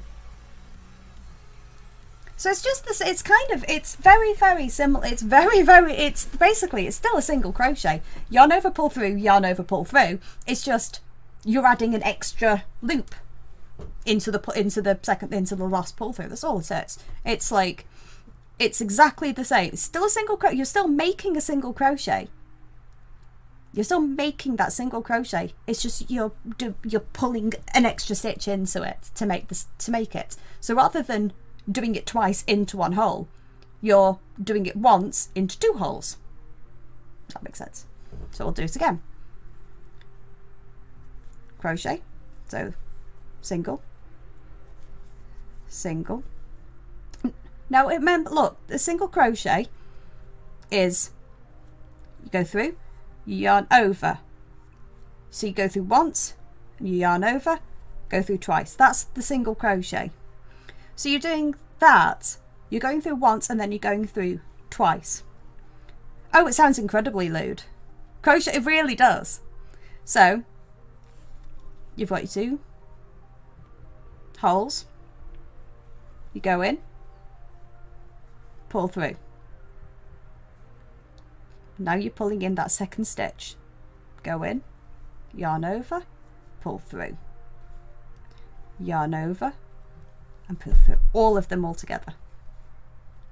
And at this point you should kind of be able to feel it, because as you're decreasing, what you're doing is you're kind of making it go in. So you should be able to kind of almost feel that it's starting to kind of very gently, it's starting to bend inwards. It's starting to kind of curve in. You're starting to get basically like a ball. So single, single, single, and then double. So 2 stitches, 2 holes, become 1. 2 become 1. So you go in, yarn over, pull through. Into the next one, yarn over, pull through. 1, 2, 3. And then, because it's a decrease, you should have 2 stitches left up to that red. Can you see? I know that I'm right because I've got those 2 stitches there, which is my decrease. So I'm going to do my decrease stitch. Pull in that next one. Pull it over. Then yarn over again and pull through all of them. So you've got that last thing in the hook. Now, at this point, because this is a new thing, what I would do is I would check the number of stitches. So the pattern says 24 stitches. So I'm just going to give this a little tug and pull it out, and then I can count properly. Okay? And this is great because this is kind of nicely, like, it's quite firm now, so it's actually much easier to kind of see the stitches. Can you see? It's just like easier to see the stitches. So I'm going to count. So from the red, the one that the red's in, 1, 2, 3, 4, 5, 6, 7, 8, 9, 10, 11, 12, 13, 14, 15, 16, 17, 18, 19, 20, 21, 22, 23, 24.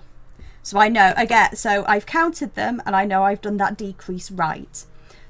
Anyone who's following along, is everything okay? I just want to double check in with you that this all makes sense, that you're okay, that you don't need me, do you need me to do anything again? Just let me know if there's anything that I need to kind of,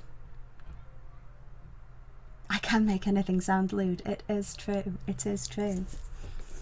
It's a skill. It's a skill.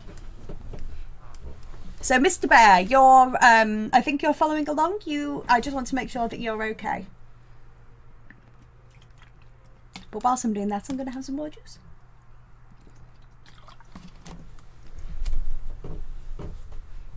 Keep hydration.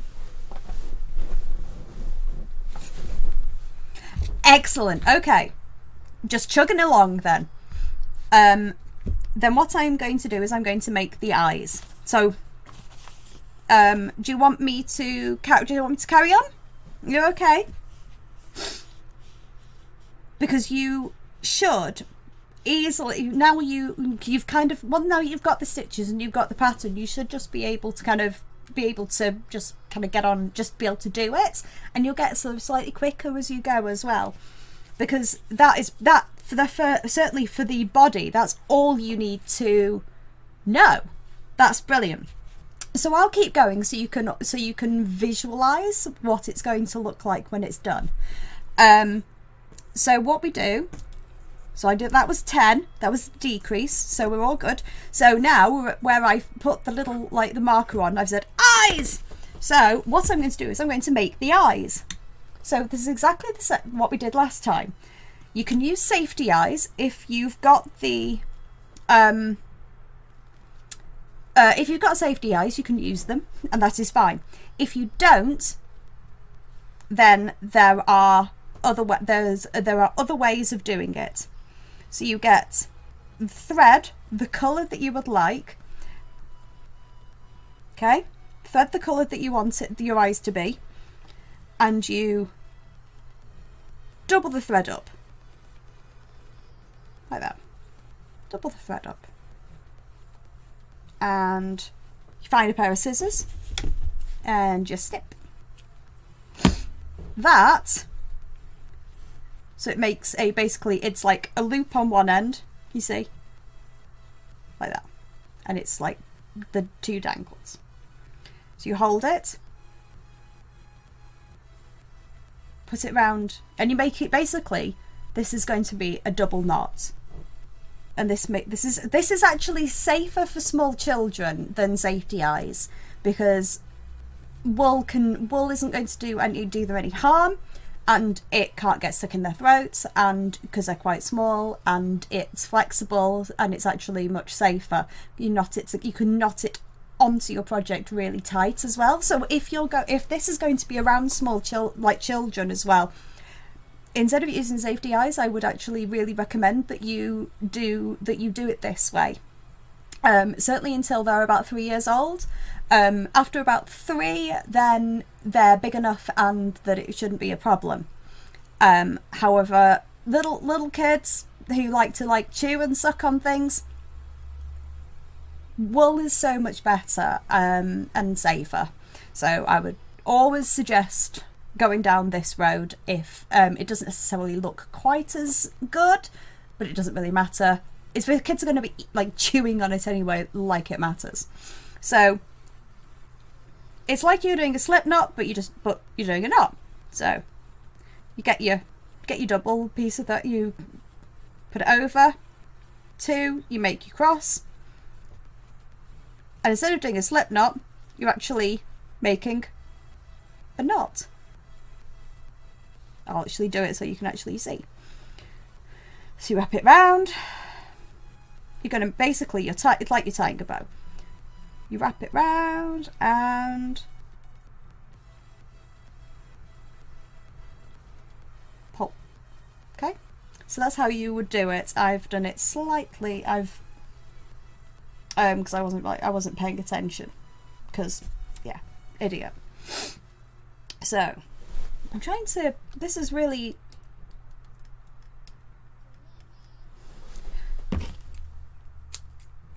Okay, so do a knot in your double and do just like you're tying a shoelace. Do another knot in your double. You can kind of make sure that you've got it, and just make sure you're wanting to do it twice, and you're wanting the knots to be one on top of each other. Can you see? It makes like a little bobble, and that becomes an eye. So I'm going to do 2 of those. So you get another piece and you snip it, and you knot. That's 1. So you knot it twice. Make sure that they're on top of each other, and that makes 2 eyes. Easy. Easy and cheap. Easy and cheap. We like this. Easy and cheap.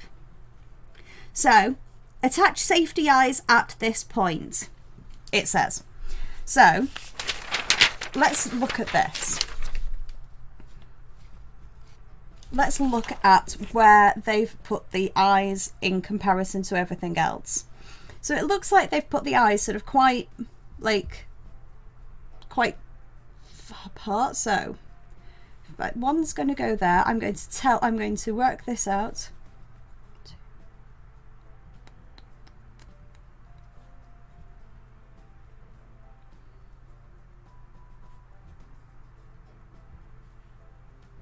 Okay. I would say that we should attach them, that when we'll put one on, and then we're going to count 6 holes between. Okay, we're going to count 6 holes in between. So this is how we did it last time. We get our big tapestry needle. We get one side, so we get we'll get the double. I'm just going to do a quick, I'm just going to trim this so it's both the ends are even, because it's easier to put through a hook. So I've got one end and lots of I'm just there. Got one end in. I'm going to work out where I want to put my first one. So I'm going to put it in that hole. Because what I would like, this is another good point to think about. When you're putting your eyes on, think about where you want the kind of the twist to be, because remember you're going in spirals. So at the front of it, it looks like it's on rows, but towards the back, it starts to look a little bit more wonky. So I would always say that where the start of the row is, you're going to want that at the back of the back of the thing that you're making. So pull through, and then we get the other side, and we put it through our tapestry needle like that, and we think, oh, okay, so that's where that's come through there. Hello, cat. That's really helpful. Wow. You can't see. We want to get the needle, and we don't want to go back through the same hole, obviously, because otherwise that's just going to pull it out. Yeah, she's being really, yeah. Oh! Good! Thanks, Ginger. Look.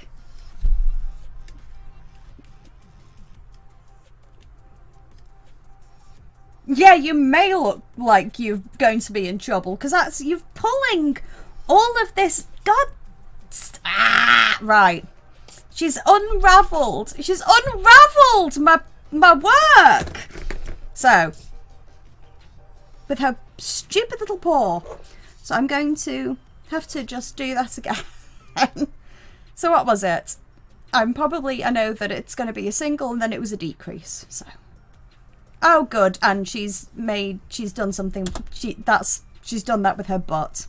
Great.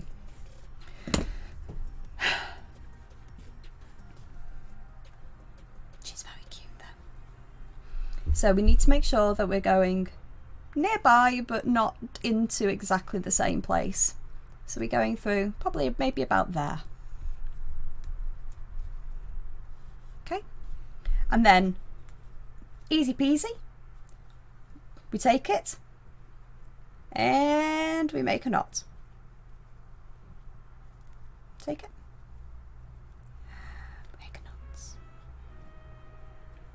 And that means that we have now, like we did with the jellyfish, got an eye.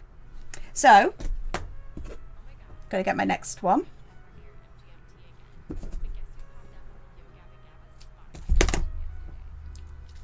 You're so sweet. You're probably cold or need some love or something.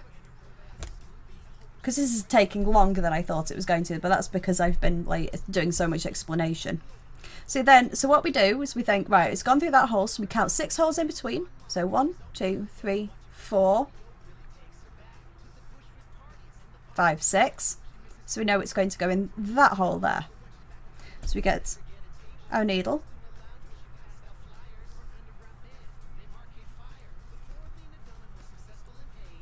Pull it through there. Get the other side. Put it through our hook.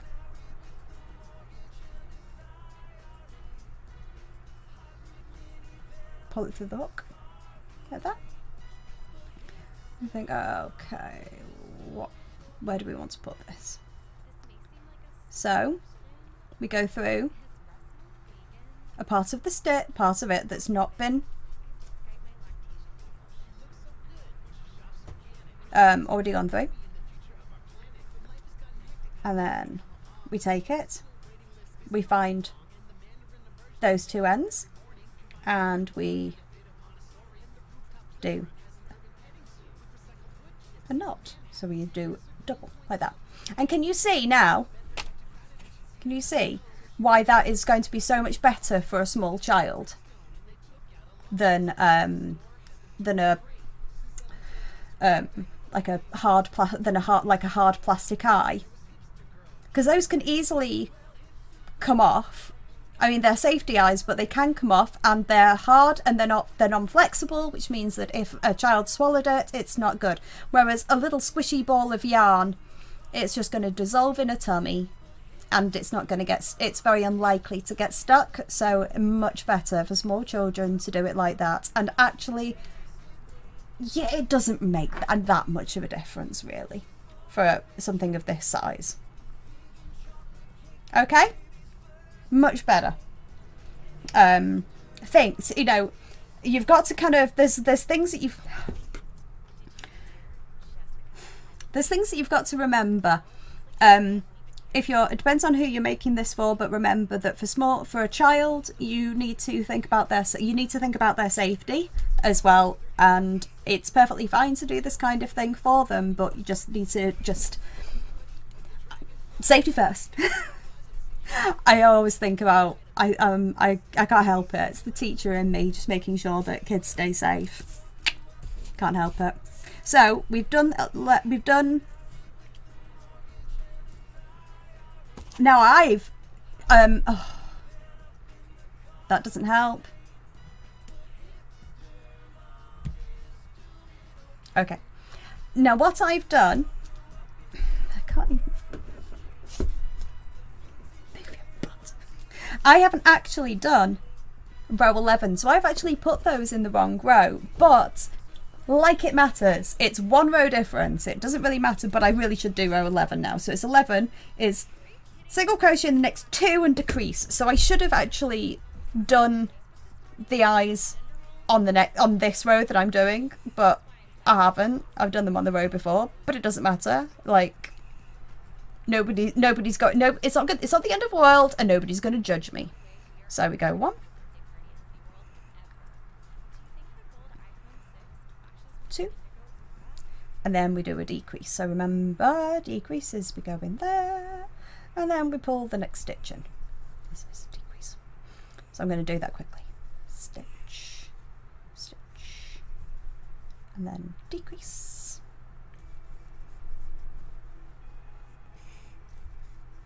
Single, single, decrease,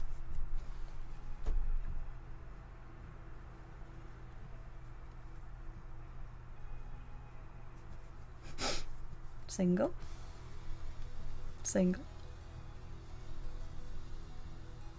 decrease. Just so fucking helpful. Single, single, decrease.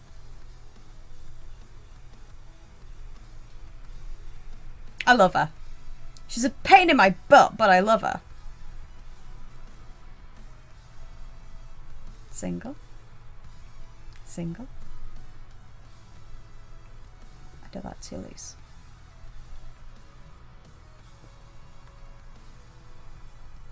Single, and then decrease. So you can see it's now, it's kind of that it's bending in. Okay, so let's mark that off that I've done it. So we're on to row 12, which is 1 and then decrease.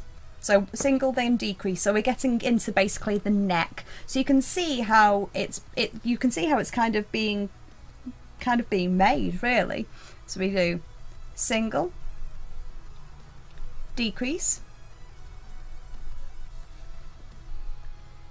single, decrease, single, decrease,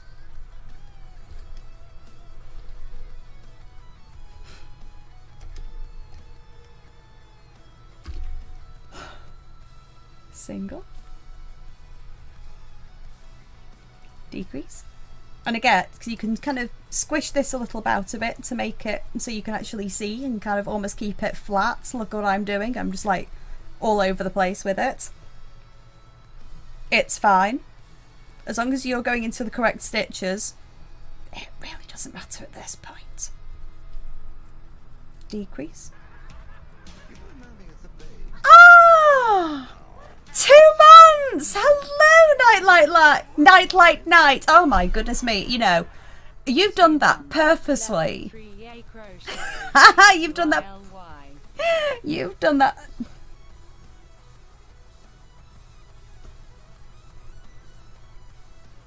You've done that on purpose, haven't you? To like to make to get people like me to not be able to say it. Night. Maybe I did that. I'm just going to do this and then I'm going to say thank you properly. So it's just single and then increase. Woo! Right. Let her go her way. Try and move my yarn away from my tail. Well, thank you very much. I really appreciate it. How are you doing? How are you doing?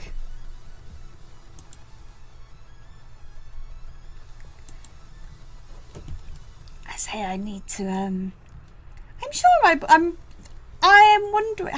Please tell me I've already followed you. I haven't. Oh, I am dreadful. I am really sorry.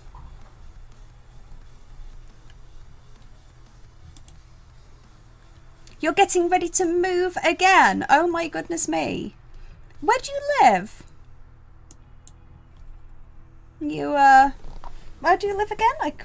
I possibly have asked you, but my memory is appalling at best. Non-existent at worst. I can't remember what I've done. Single then decrease, so I've done 12. So I'm now on row 13, which is single crochet in the next 4 then decrease. So 4 and then Georgia, move the beginning of J. Issues, right, issues. What were the issues? What were the issues with your apartment? That doesn't sound good. Renting. But in mind, I'm in my late 30s and we still rent. We're hoping to maybe buy next year, but it's an absolute minefield. We've been waiting for somebody to fix the light in our bathroom for 3 weeks. And we keep on phoning up and the rental agency is just not doing anything, which means that we have to have a torch in the bathroom at night.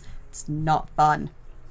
So, single crochet in 4 stitches, then decrease. So, 1, 2,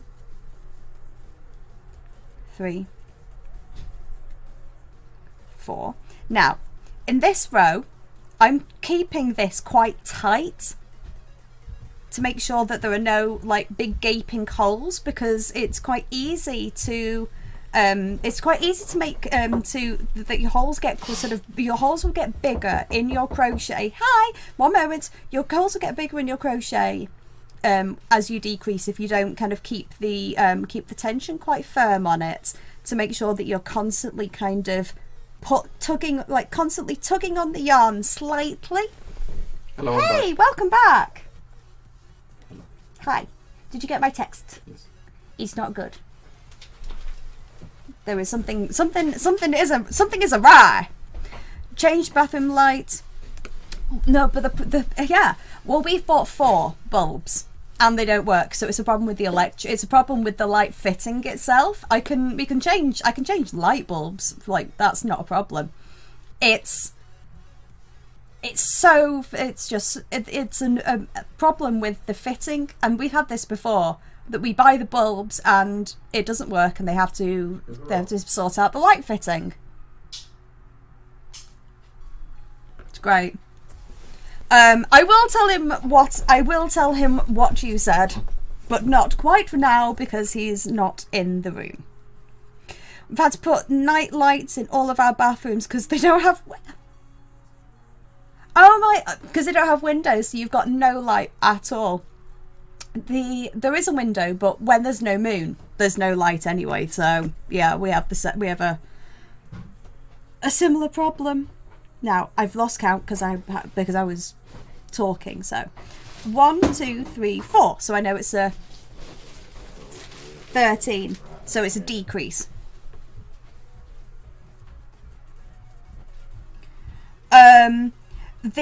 The bathroom, our bathroom light is one that's like oh, I don't even know. It's kind of like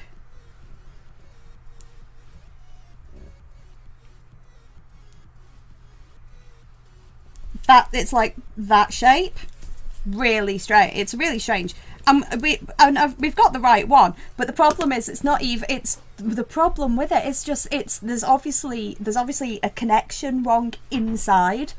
That we need an electrician, because it's bathroom and it's water and it's electrics, and we need an electrician to actually like do this properly, because they'll need to like shut off the power and so on to be able to actually fix it. Oh, sprinklered. So that's really horrible. Anyway, hello Yaksha. So frustrating when the company doesn't do what they're being paid to do. The apartment above us has some subflooring that's warped, so we can't sleep well. It sounds like they're about to fall through the floor. Holy shit. Yeah. I'm sorry that you're having to move again, because that's not good. Moving is hard and tiring, but at least you are moving to somewhere that doesn't sound like it's about to fall on your head. So that's good. So this is where we're going to stuff the head. So 14, increase in each stitch, stuff head. So as you can see here, we are down to 10 stitches around because we're going to be making the neck. And it says, the next round says, increase in each stitch. So we're going to make it grow bigger again because we're moving on to the body. So, increase in each stitch, which means each of these 10 gets 2 stitches in them. So, double, double, double. That's him. I have to say it out loud. And you can see I'm properly like squishing the head here to make sure that I'm getting the right sort of holes.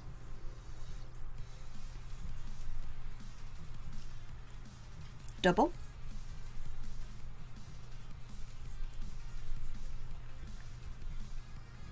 Double.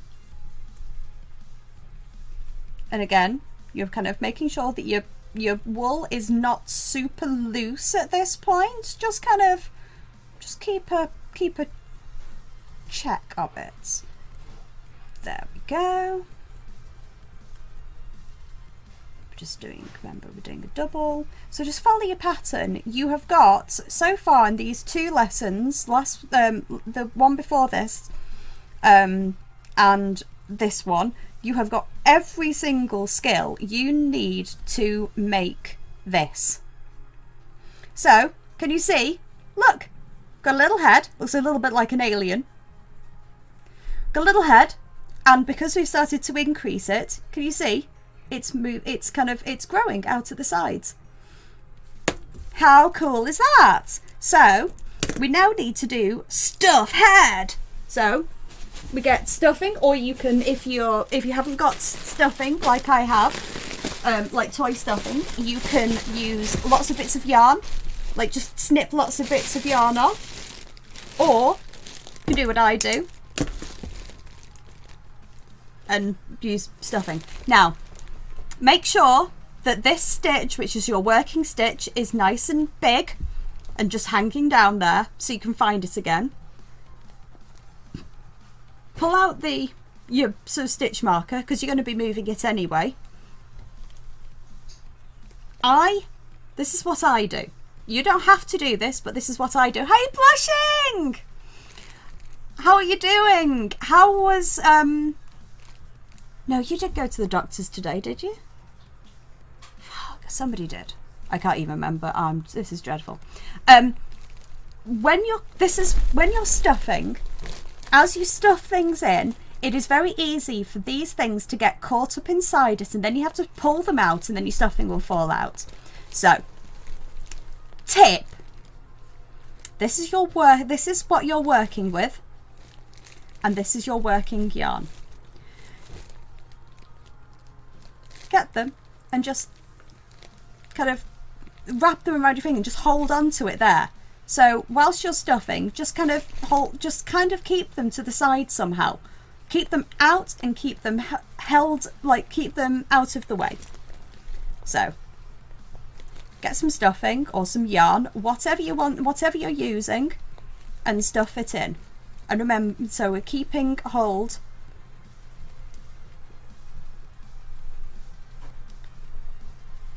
Okay, so this is quite therapeutic, by the way. I would suggest, if you can buy toy stuffing, do, because if you're going to be doing amigurumi, I tell you what, it's very therapeutic to ram some of this stuff in here. But otherwise, as I said, use cotton wool from the bathroom, use bits of yarn, use whatever you've got. Did you get what you needed? Mm-hmm. Yeah. You seem to be back quite early. Yeah, right. Have you seen my proper pliers? Those are pincer ones, aren't they? Yeah. I've only ever seen. That's why they're up here. I've only ever seen those. Rubbish. Why? Just need some pliers. Okay. It went as well as it usually does. Yeah, I've got mine on the 27th. I've got mine on the 27th. I've got mine on my birthday. I can't believe that I've got to go to the hospital pain clinic on my birthday. Oh, Mama! Hi! And go, yeah, lying down. Oh, sweetheart, I hope you're okay. And this is what, here we go. Head of a bat. Can you see?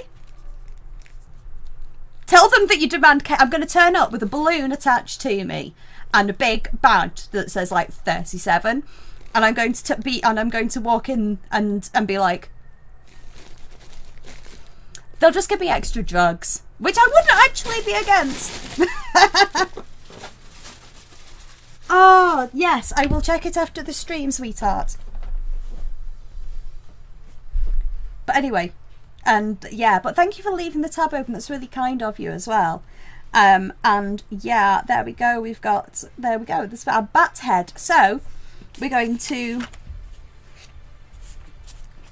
it says, we're going to do, so we've got some more, when basically we're kind of moving on to the body section now.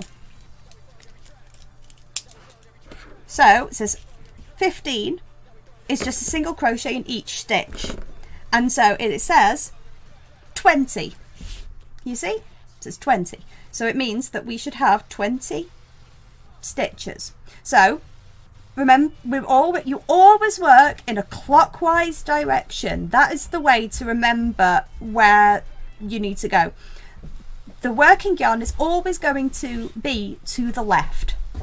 So if the working yarn is to the left and you're going to be working in a clockwise direction, you need to make sure that your hook is pointing towards the working yarn, pointing to the left, and you're going to just give the working yarn a little tug to put your hook back on.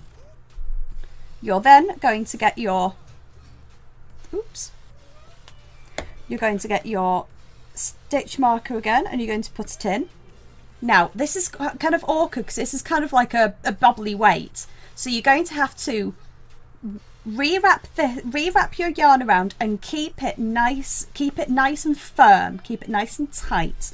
So we are going to single crochet in each stitch. So we're going to be sort of holding on, and we're going to be making sure that this is quite tight, because we're wanting to kind of we want to go into each of these stitches, okay, but we don't want this swinging like a pendulum. It's not that will do us no good at all. It'll make everything so much harder.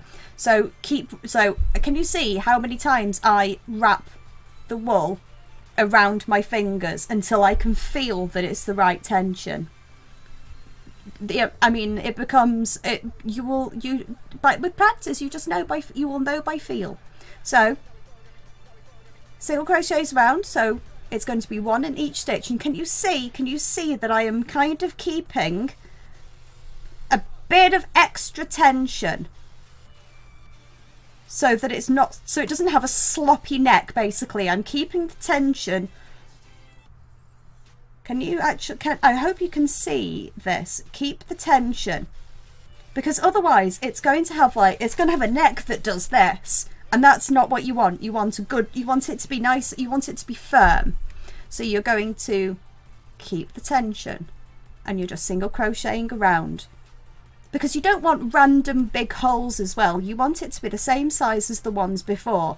If you weren't holding on to it like this and you weren't using a bit of tension, the holes would be really big, and that's not what you want. That is not what you want. So do this. Hold it. Kind of hold it so it's not going to wobble and rock. Keep the tension. I just keep on thinking that. You're just basically you're holding the ball in your hands, and oh my god, and keeping the tension on it and stuff. Oh, it's so lewd. So just do that.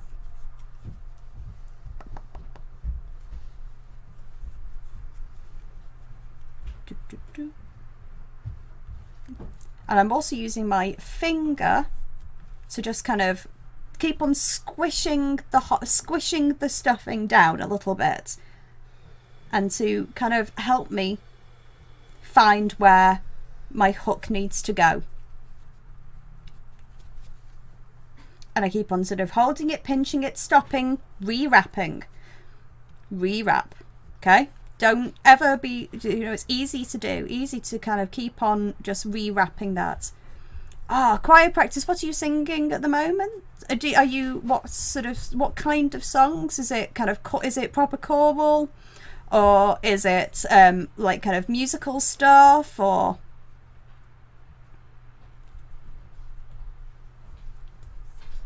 is it like is it church sort of choral church music?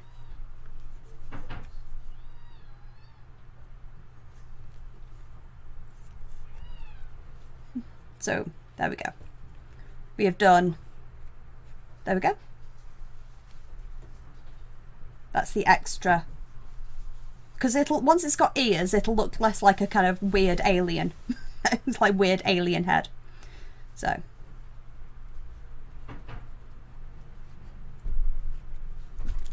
Just going to mark this off that we've done 15. 16, single crochet in the next 4 stitches and then increase. So you'll notice that kind of what we're doing here is we're doing opposites. So we do 4 and we decrease, but then to bring it back out we do 4 and then increase, and we're basically, it's a lot of the time we'll be working it's almost like you're working backwards. So instead of you've decreased to go down, you've got to increase to go up. It's always just basically it's just working in symmetry.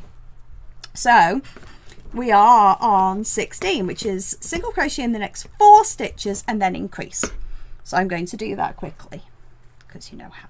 Chamber choir, church music. I used to be in a chamber choir. Absolutely love it. You wouldn't know from my voice now, but I used to be a very good mezzo soprano. I used to love singing in the chamber choir. I love choral music, actually. I listened to a lot of choral music as we were when we were flying back from Greece. Actually, I found a sort of best of choral music and just kind of listened to sort of English choir, like kind of chamber choir singing. It was just perfect. It was really relaxing. Couldn't sleep, but it was really relaxing. Okay, so we're increasing, remember, so I just keep on giving myself some yarn to work with. I'm going to single, 2, 3,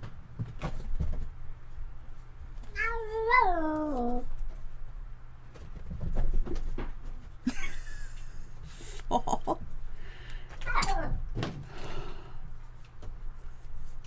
increase. That's crazy. That's crazy cat noise.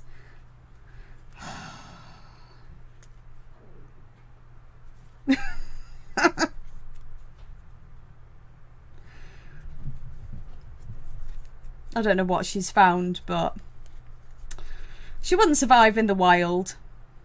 But she's quite funny. That was a Rose voice.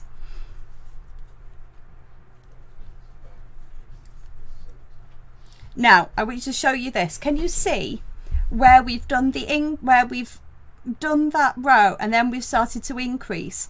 The stitches are automatically bigger because it's a decrease in every stitch. So the stitch is automatically bigger. That's part of the reason that we've needed to keep this tension, because otherwise these stitches would just be too wide. They'd be too sloppy and all of the stuffing would start sticking out of them, and we really don't want that. So we need to make sure that we keep the stitches kind of tight. I'm going to put my necklace back in. Wow, I'm getting lots of Exola or Sola, or however you want. I've obviously called it Exola. Receipts coming through on my email, which is a little bit worrying. 17 to 19 single crochet round, 24. So let's count the stitches, make sure that we've got this right.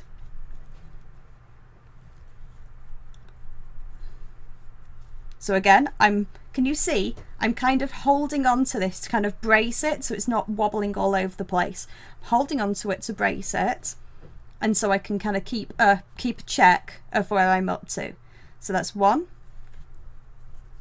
2, 3, 4, 5, 6, 7, 8, 9, 10, 11, 12, 13, 14, 15, 16, 17, 18, 19, 20, 21, 22, 23, 24. There we go. So I know that I've got the right number of stitches. Hey, 24. And it's starting to look, because it's going to have like quite a squat little body. So I'm going to make sure to cross that off.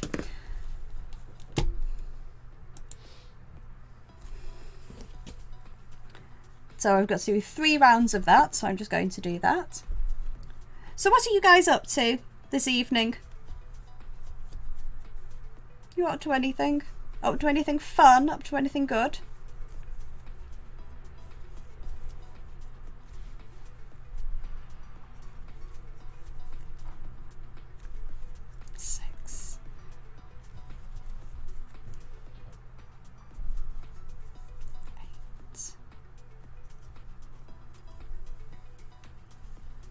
Nine, 10,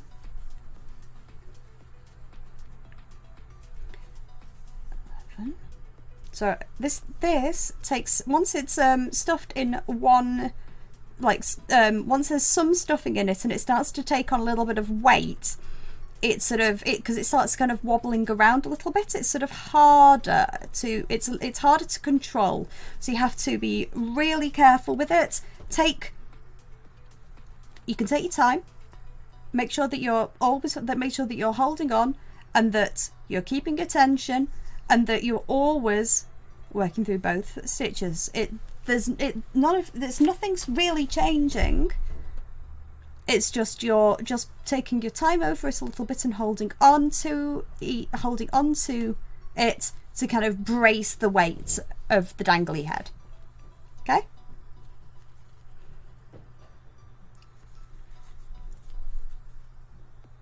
So, I mean, once you can actually do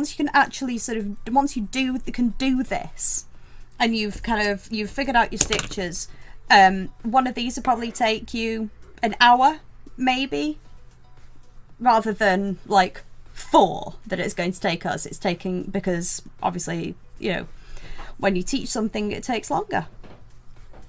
So, but if you once you've mastered your stitches and you've got you can follow your pattern, really you'll get so fast at it.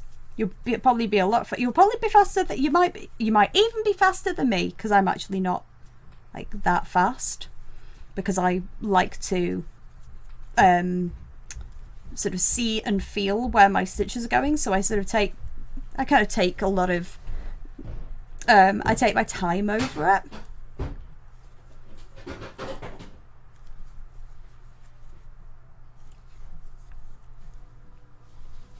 Cluttering and clunking going on.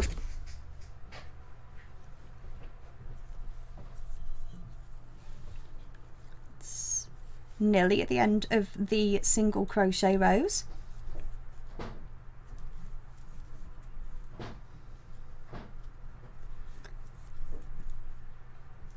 And another thing to kind of watch out for, just make sure that this doesn't come out, that that you're not pulling on that accidentally when you're crocheting, because it's very easy to do and you'll completely lose where the start of your row is if you lose it. So just be really, really careful.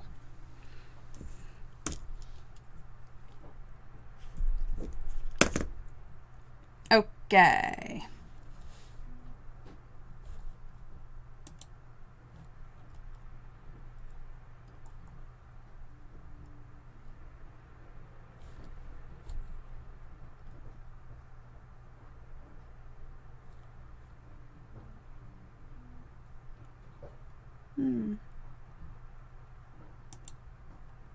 Just double checking something.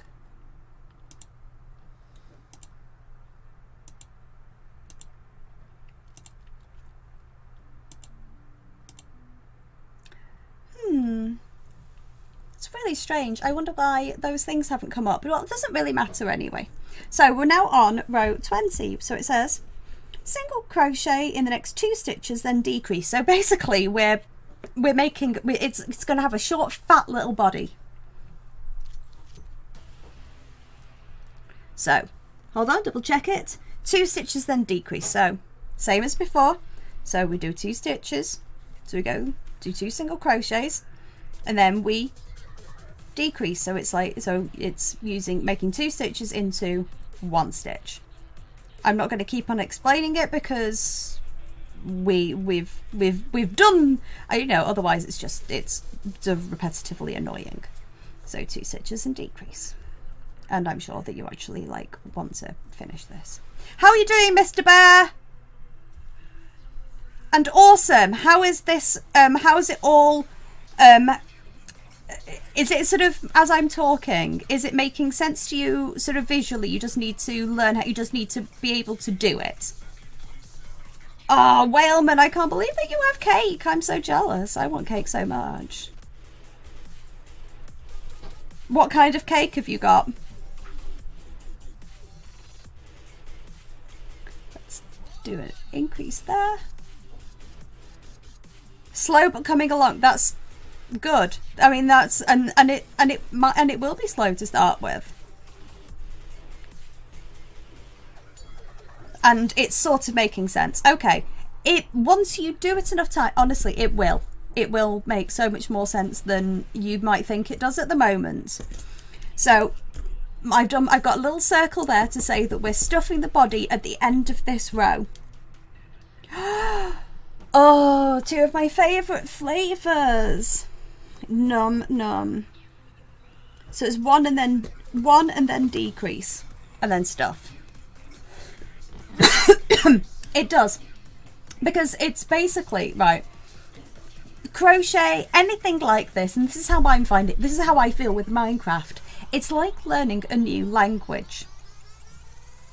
It's like learning a new language. It's like you've been dumped in a country where you don't speak the language and you're being expected to do something, but you don't actually understand what on earth anything anyone's saying is actually meaning.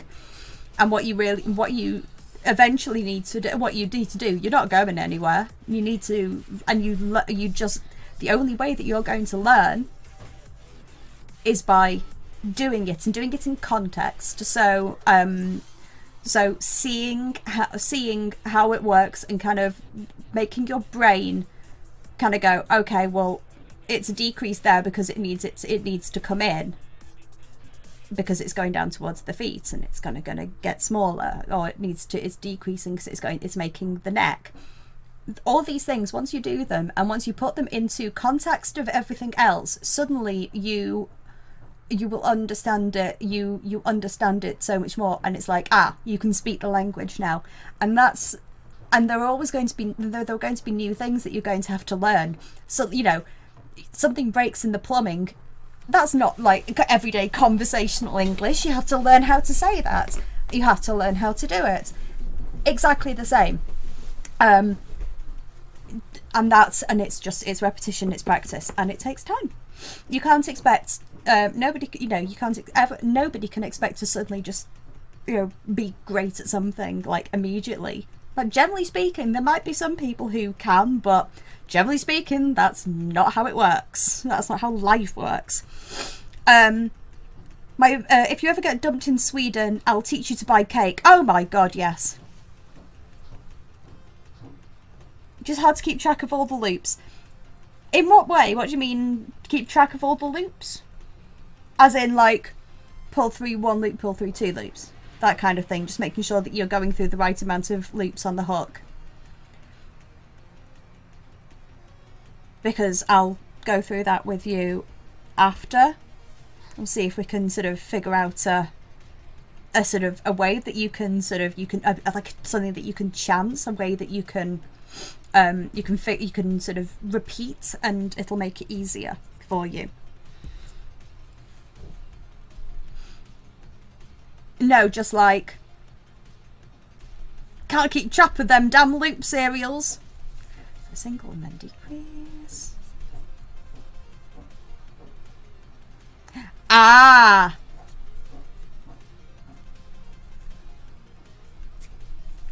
The loops, it should look like, if you imagine, you know, like an actual chain, like a metal chain.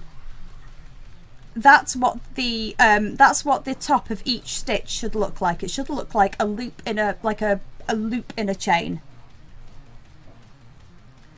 And and that's how you count them. I'm going to see if I can show this to you. 1,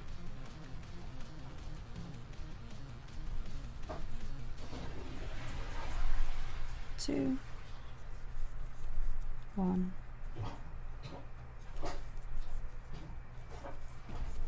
2. There we go. So problem I have a lot with everything is relatively unrelated to crochet specifically, but stuff like this can actually can really help. That is, oh right, if you have trouble counting small things without getting distracted and losing track in the middle, all you really have to ever be able to count is like 4. Hi, thank you very much for the follow. And how are you doing, Akira? It's starting to get wintry here. It's like it's not like winter in like Sweden or anywhere, but it's like it's starting to smell. It's starting to smell like the cold. It's starting to smell like winter, and I really like this time of year. That awesome is why I do a tally. So find this why I have my list of numbers and why I do a tally. I've turned them all off whilst I'm teaching because it could get really annoying. Hey Deadman, how are you doing? Good to see you. Yeah, it's a bat. It's not that fluffy. Kind of fluffy.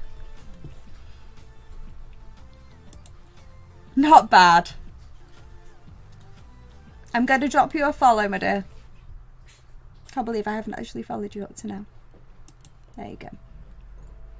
Yeah, it's kind of fluffy. It's fluffy-ish. I'm okay. I was just saying before, I've had a bit of an emotional few days. Some things have happened that I was hoping weren't going to happen, and things happened that didn't happen that I wanted to happen. It was all just been a really blur. So there we go. I've dropped you a follow.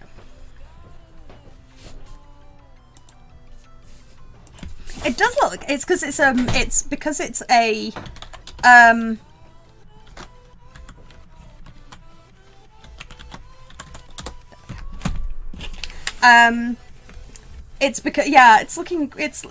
because it's an albino bat. I'm just wondering if there's any way. that we can that I can show you this easier. I'll have a think. Awesome. I'll have a think, because there's got to be a way that I can help you. It does. It looks like a peanut. It's really I think it's quite cute. So we've done that, but then it says stuff the body at this point. So we do what we did last time. We make sure that that's nice and long, and we pull that out, and we grab ourselves some stuffing, or whatever you've got. I have stuffing, and we make sure that we have those wrapped around our finger, and it's quite a tight hole. So give it a good poke and a good shove.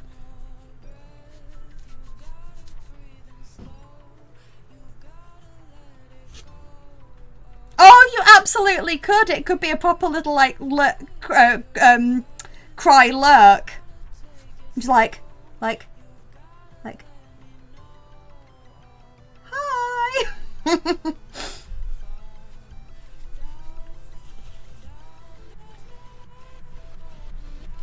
Ooh. Runs back from the kitchen. Lewd. Yeah, runs back. Yeah, carrots are awesome. In fact, food is awesome. Mac and cheese, that sounds awesome as well. Okay, so probably need to go in a little bit tighter. Now, this bit of any amigurumi is one of the hardest bits. Starting and finishing. Middle bit's like fine. Starting and finishing is always the hardest. So that food does sound awesome. I'm so hungry right now. Oh my god, no! Oh, come on! Seriously? It's the other one! I'm fine. God! Can't do anything in this house without getting disturbed by cats.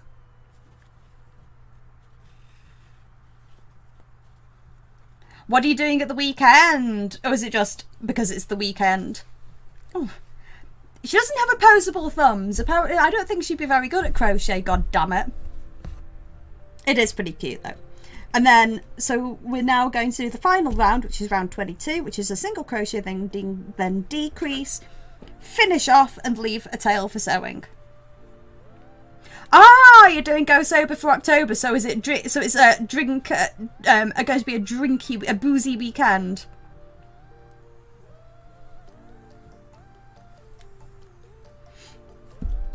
Single crochet. Is it for cancer research? Yeah, damn straight it is.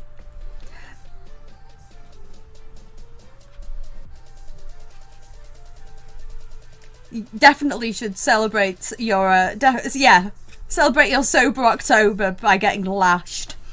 Now make sure in this again that you're keeping this quite tight, and as you're going around, kind of push down the stuffing, because otherwise you're going to pull in the stuffing into your loops, and it's going to you need to kind of like push it down and make sure that you can still see the hole, because otherwise you're going to pull the stuffing in as well, and that's you really don't want to do that. So you need to just keep it tight, single crochet, and then pull like that. See what happens?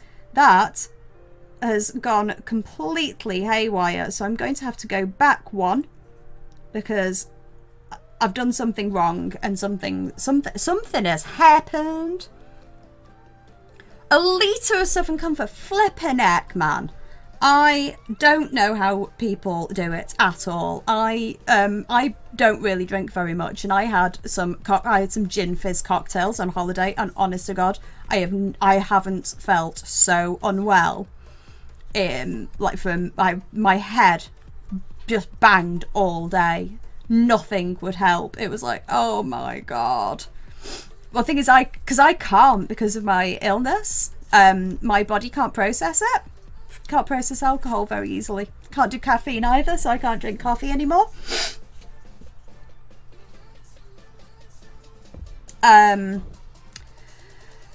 So I have to so when I drink it hits me like a ton of bloody bricks, and it takes so long to get out of my system. So now we're going to do the finish off. So we can pull that out, the stitch marker out, and we can go in. So the next stitch we do pull through, and then instead of doing a single crochet, we pull through again, and we snip, make sure we've got a nice long tail, and we pull it through the hole. I have something called ME. It was called CFS, chronic fatigue syndrome. It's myalgic encephalomyelitis. And so it makes doing this is really tiring. But because I had to give up when I became ill, I had to give up my my job as a teacher, and so because I can't remember or think of words a lot of the time. I'm doing actually quite well right now, I think. So what I'm doing here is, in this little hole, I'm kind of stuffing a little bit extra stuffing, make it just a little bit more solid, stuffing it in, and I'm using the end of my crochet hook to do it.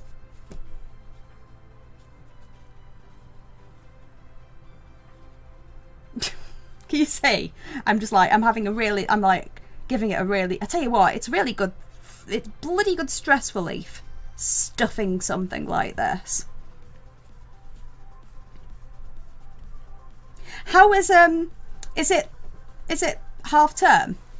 I was going to say, how's he enjoying it? And then get your crochet needle, get your hook it in, and then we're going to sew up the bottom. The way that we do this, go back to resting. Oh, I hate that I kind of hate that you had cake, because I want cake so much. So what you need to do is you go in one side and out, in, out. So you weave it. So you go in one stitch like that. So make sure that you're like that. And then you go back through second stitch. Okay. You go in the third, out the fourth, in. So you just basically you're like in and out, in and out. Destroy it or steal it. Yeah, or the thing is, it'll probably be mouldy by the time it gets here, because it's not like that's not like good owl post or something, is it? And then what you can do, you see, you've gone in and out and in and out, and then pull, and it makes a like a little kind of like clenchy, like a clenched bottom. And then what I do, oh, thank you for the bits, look at the cupcakes, yes, excellent, thank you so much, that's really kind. And then ooh, so just basically go sort of in and out, and you're going to want to just knot it, do a single knot. Your wife spends a lot of time knitting. What kind of stuff does she knit? Does she knit like is it like this, like kind of toys, or does she mostly do like clothing, or what does she mostly knit? And I'm very impressed, because I can't knit at all. Now you've got this now, like hanging around baby clothing. Oh, for you two, or for other people. Does she sell it and stuff? So we'll leave that there like that.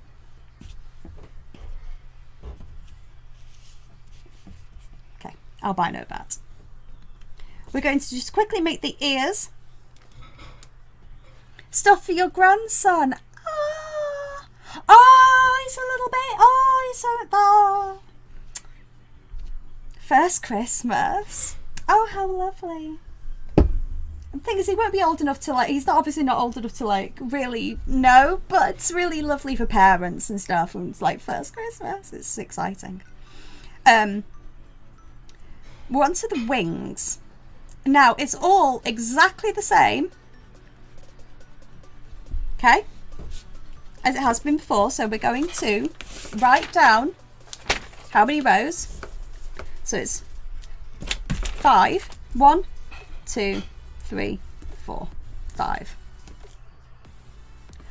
It's your 44th birthday on Christmas Day, so hopefully get time to spend with your with your grandson. Ah, what are you doing for Christmas?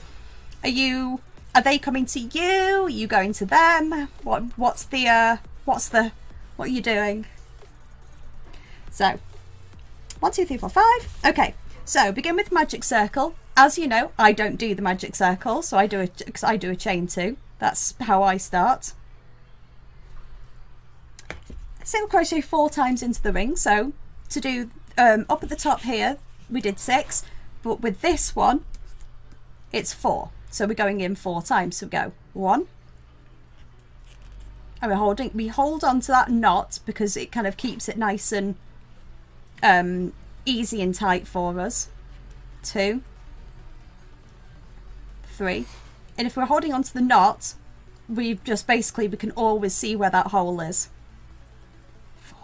Okay, so we've got 4 single crochets. This is hard when it's small, because look at that we're working with. So this is going to take this might take you a few goes. If it does, don't worry. Put the thread over that stitch marker over, and just take a look. You're wanting to see. Going to see about food just now. I can hear food being made downstairs. I am so hungry. Meant to be coming here, but she has a mother to visit as well. Could her mother come to you as well? Yeah, I know, but I have to. This does need kind of finishing. So we should, when we're looking at it, we've got 1 stitch on 1 stitch there, 1 stitch there, 1 stitch there, 1 stitch there. So we know that we need to do the 4. No dying in your 40s talk. Come on. Right, now that's wrong. The reason that I know that that's wrong is because that's only 1 loop and it should be 2. So let's try again. Okay. So take a look. 1, 2, 3, 4. The reason that was wrong is because I went into the wrong place. So this is hard. This is harder. So the way to do this is, I think, is kind of like place it and then open it up with your thumb.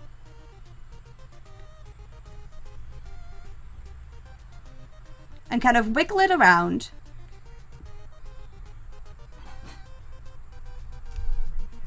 And push it in. Check that you've got 2 on the hook. Yeah, I was gonna say I'm saying all of this stuff and I'm desperately trying to keep a straight face because it's so hard. Seriously, line it up with the hole, wiggle it about and push it in. I mean, what? You just can't even with crochet. Because that's exactly what you're doing. So you're not trying to make it sound really lewd. It just bloody well does. So make sure that you put it into the next hole, and this becomes. And then you need to really check, because remember you've only got 4, so it's actually much harder to see. So you don't want the hole that you've just worked in. You want the next one along, and it's really difficult. And it's difficult to see with these bits, with these wings. It's difficult to see. And then the 4th one is easier to see. Now you've just basically got a big mess of stuff here. At this point, with something this small, it just is. So this at this point that you need to kind of sort yourself out. So pull the hook out. Okay, pull your stitch marker out. Make sure that you've got a nice big loop. Okay,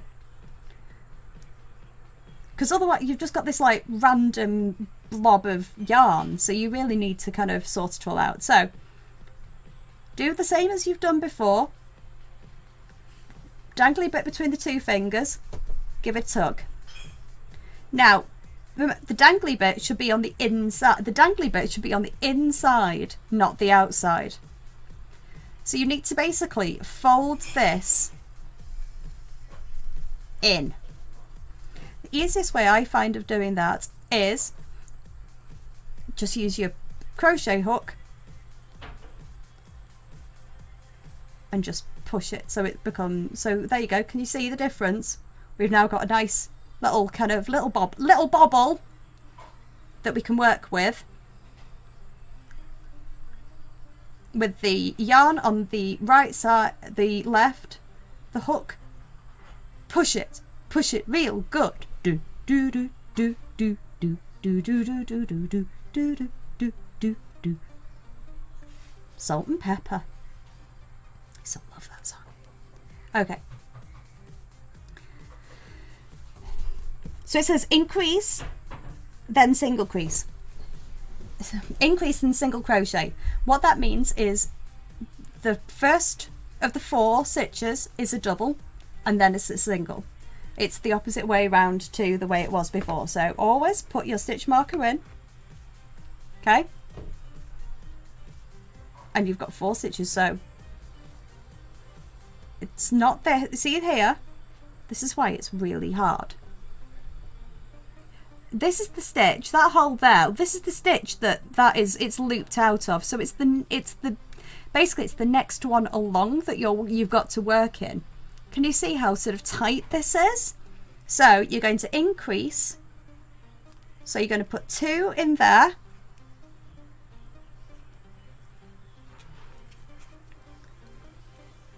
You need to kind of, and make sure that you're kind of keeping an eye on it, that you can really see what you're doing. So that's the hole that's the 2. So it's this one here. This is the next hole.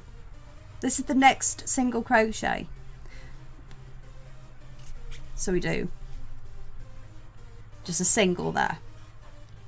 And then sort of just keep everything moving around. We're going to do, we've got 2 stitches left. So we know that there is going to be an increase and this last one is going to be a single. Now you can see I'm kind of like wibbling it around and sort of pushing it all over, but look what this is what it looks like now. And just you can kind of push and tug and all sorts, as long as you make sure that you're kind of keeping on track of where everything is. Can you see the shape of that now is becoming like a little ear? So it'll be slightly easier to do this round. So pull the stitch marker out. There. Now, you can always use a bigger hook for this and always make them bigger. It really doesn't matter. Your bats could have no ears.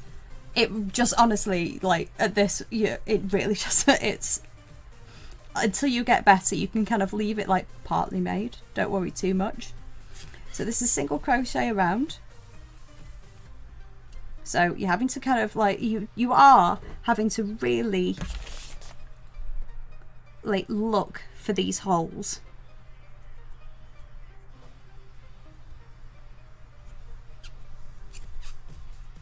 You should have 6 stitches, so that's 2,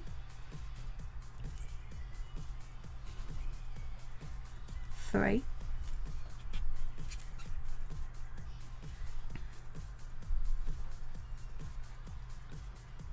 4,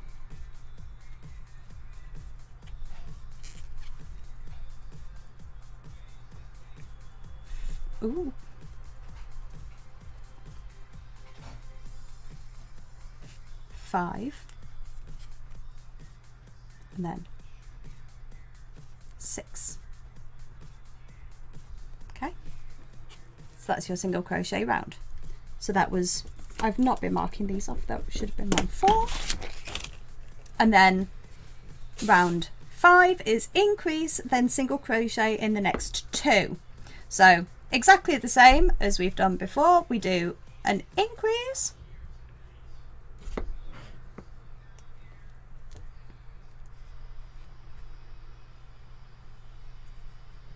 do an increase,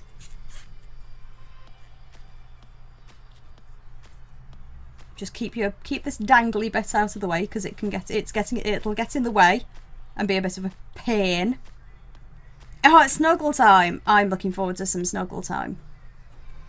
You've slept. Oh, well that's really good, as long as you sleep tonight.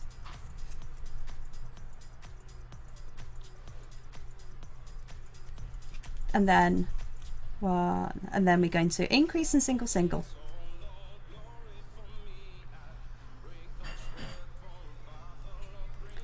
single,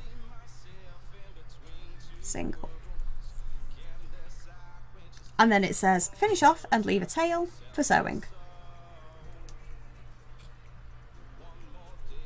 So finishing off, we pull through and we pull through again.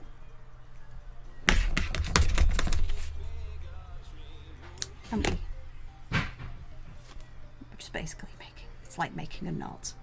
Now, this, we don't need, this bit from the middle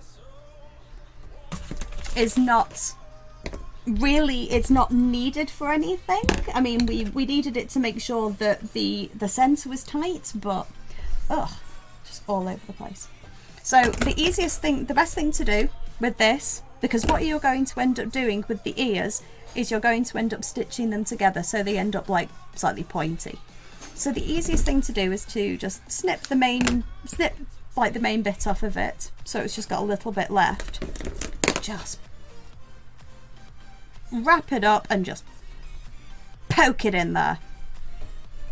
So you basically just end up hiding it. So now we have made an ear for our bat. So what I'm going to do, so when you're watching back on this, you can we're only going to do one. I'm just going to do the one side and show you how to do it, and then you can pause it and you can kind of practice stuff. So I'm just going to do one ear, and then I'm going to show you how to do a wing. So here it says wings, and so the wing is isn't in the round. The wing is just using a chain. I'm just going to, there we go. I'll just squish it around. So it says wings, make 2. So how many rows have I got? 1, 2, 3, 4. Oh my goodness me, it's brilliant. On the instructions it says all you're going to need to know is these things, but actually it uses a half double crochet, so I'm going to have to teach you that stitch as well. So I'm really sorry, it didn't say it. I thought it was a very sort of simple, straightforward pattern, and it is, but it actually uses something that it doesn't tell you that it uses. So fine, okay. So wing, we're going to do a slip knot, then we're going to chain. It says chain 10, so yarn over, pull through, 1, yarn over, pull through, 2, yarn over, pull through, 3. And remember, make sure that these are not super tight, that you've still got a little bit of give, a little bit of play, a little bit of give in them, so you can get your hook back in. So that was 3. So we go 4, 5, 6, 7, 8, 9, 10. Okay, you see that? Now, this is a half double crochet. Enjoy this. It's 9. Okay. The half double crochet is exactly what it says. So you've got your single crochet. So your single crochet would be to go into the chain. You would yarn over once, and you yarn over and pull through twice. Okay, that's a single crochet. A half double crochet is that you're doing that you yarn over first. So half double crochet, just watch and just copy this. So a half double crochet is you yarn over first.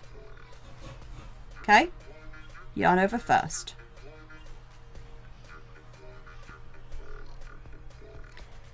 So yarn over, and then instead of pulling it through the like what you're using at the moment, you push that hook into the hole. So you yarn over first. So you're adding like an extra loop onto your hook. and you do the same as you do in the single crochet. You yarn over again and you pull through 1, but this time you've got 3 on your hook. Can you see? You've got 3 loops instead of 2, and you pull through all of them at once. Yarn over, push through, yarn over, and you pull through all of them. And what that's doing is it's making a taller stitch. You're yarning over first. So instead of there being, on that final pull through that you do, on a single crochet you want 2 on the hook. For this, for a half double crochet, you want 3. So you go yarn over first, then just like you're doing with the single crochet, go through and you go yarn over, and then instead of pulling through 2 hoops, you pull through all 3. So it's nice and easy.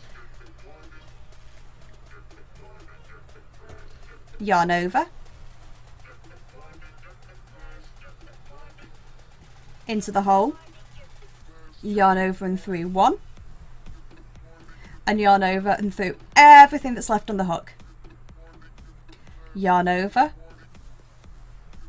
push through, yarn over and pull through 1, yarn over and pull through everything that's left on the hook. And can you see it's making a kind of like a much wider, like a much deeper, it's a much deeper stitch than a single crochet. In fact, it's a crochet and a half basically.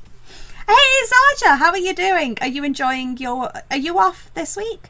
So always yarn over. So for half double crochet, for double crochet, yarn over first, then go through the hole, yarn over again and pull through like you were doing a single crochet, and then yarn over, and instead of pulling through 2 like you do in a single crochet, you're pulling through 3. So it's basically you pull through 1 and then you pull through everything that's left, pull through 1, everything that's left, and that's how you do it. So you yarn over into the hole, yarn over, pull through 1, yarn over, pull through everything that's left, yarn over, push through the hole, yarn over, pull through 1, yarn over, pull through everything. And then you should, let's have a count of these stitches. How many have we done? 1, 2, 3, 4, 5, 6, 7, 8, and we should have 9. So it'll always be 1 less. So if you chain 10 and you work in the second from the hook, the second chain from the hook, you will have 1 less kind of crochet, as it were. Can you see this? And that's what we work with. It's really awful, isn't it? So teachers, everyone thinks that we get, you know, it's like, oh, but you'll get all the holidays. It's like, no, really don't actually have to work really hard during holidays. So actually we have less time off than you do, but fine. We sing this Sunday for All Hallows. Have to take my aspirin meds to be at my best possible tonight. Get higher up the notes now. Oh, that's really good. I could never sing soprano. I was never a sop. I was always a second sop. But it was also partly the fact that I could read music, which meant that I ended up getting the parts that were the like harmonizing parts. Right. So we've done that. 3. So sorry. Second stitch in the hook, half double crochet in each stitch, chain 2 and then turn. So at the end, so what this does, when we chain 2, it kind of almost makes another half double crochet. So it allows you to kind of work back into the stitches. So by chaining 2, can you see that's like a little less the same size? That's a half double crochet. So when we work into this stitch, we've basically got the replying stitch to this. We've got like the opposite, haven't we? So it says half double crochet in the next 7 stitches. So we've got to turn. So remember, so it's yarn over, then we go through. And it's exactly the same as working in the round. Make sure that we're going through both stitches. yarn over through one, yarn over through the rest of everything that's on the hook. And it's a bit tight, but that's fine. Now, I'll just quickly show you what I meant. It's actually, you can't properly see it, which is really frustrating. So I've done one, so I'm going to tally, so that's 1, and I've got to do 7. So I go 1, 2, 3,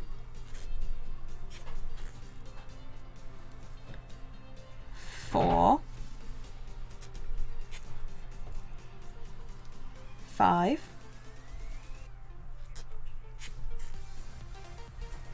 6, oops, 6 fell off my hook, so I've got to do 6 again. 6, and then 7. So what that means is it's left us like a,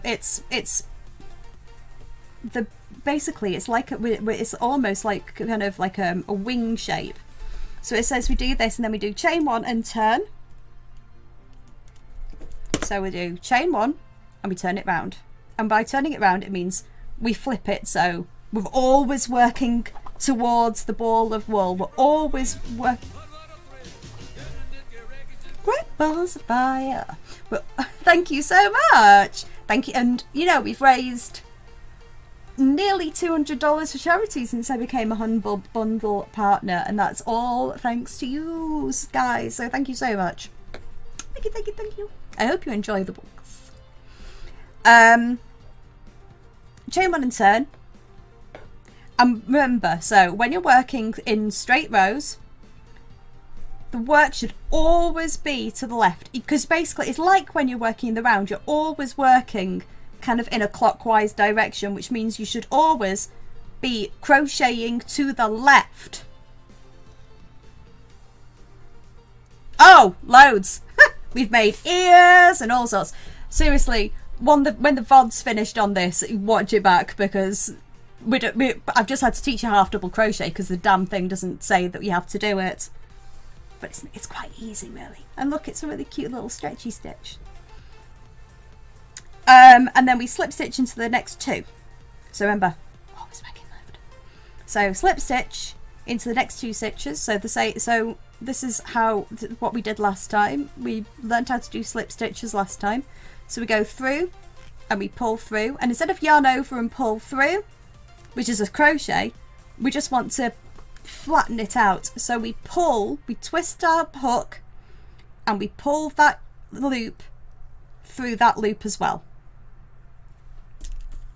That's a slip stitch. So then we go into the next one. We yarn over and pull through, and then instead of doing a crochet, so instead of yarn over and pulling through, we just twist the hook and we pull, and we basically pull that loop through that loop. That's 2. Go through, yarn over, pull through, and instead of doing a single crochet, we turn the hook and we drag. Can you see that it's almost like it's sort of sealing it off? How did it say? It said slip stitch in 2 and I've done 3, so I need to unpick.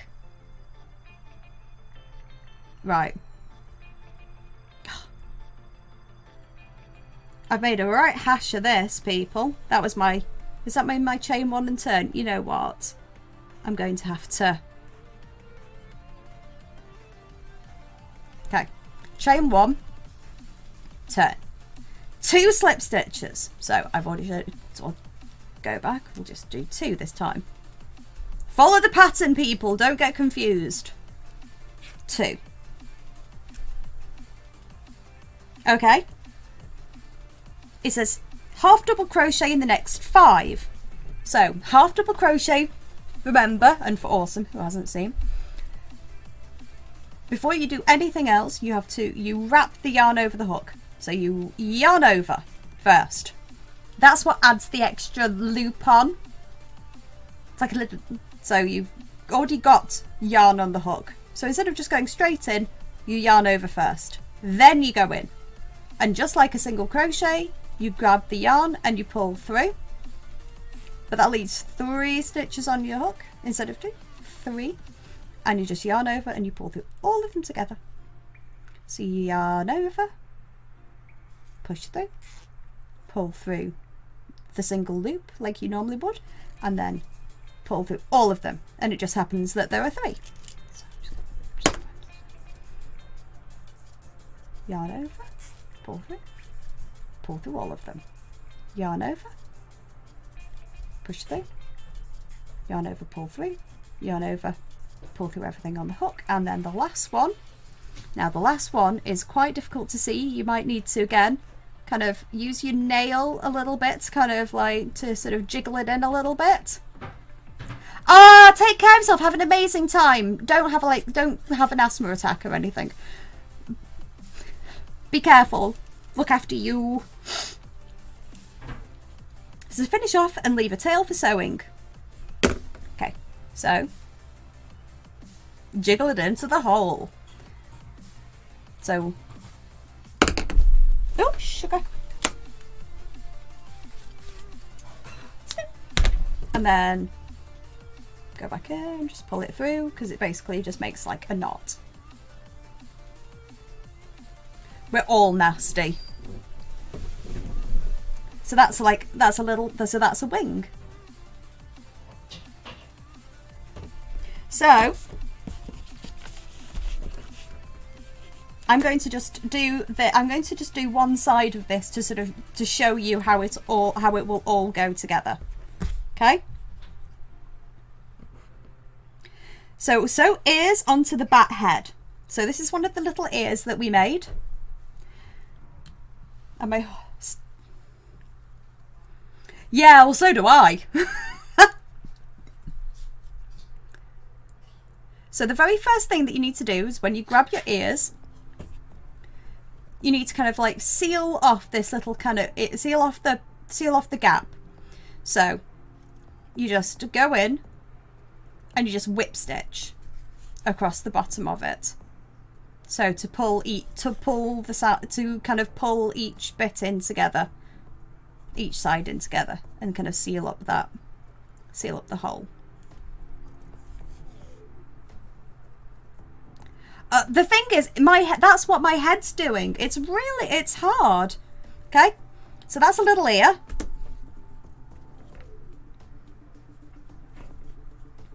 I'm going to do it on the right. So you figure out where you want it. Doesn't really matter. I mean, but I'm going to have it like there. So the way that I do it is I sort of hold it. If you've got pins, it can come in really handy. So you just sort of grab a pin and you just kind of quickly pin the stuff into place. So that's probably what I'm going to do before I sort of sew. I'm going to get this wing. Okay. I'm going to get the wing. And I'm going to like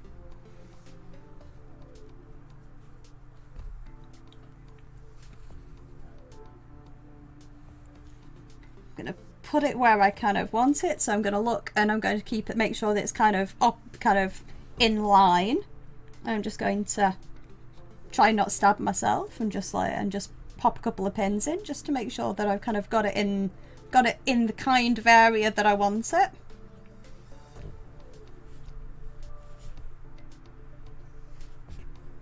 I think it should be a bit more forward. Yeah, a bit like that.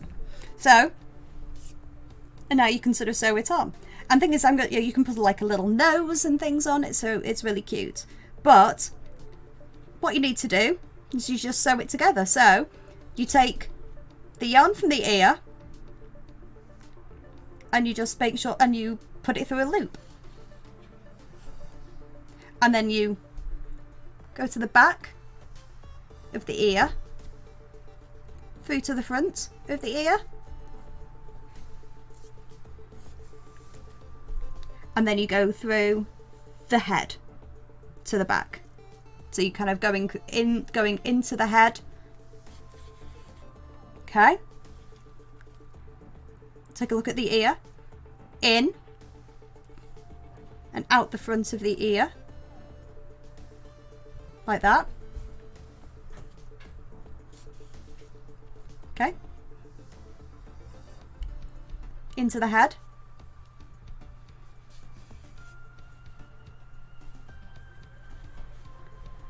Through the ear, through the front of the ear. So in through the back, into the front. And you can take your pins out at this point to make sure that you can sort of see exactly what you're doing easier.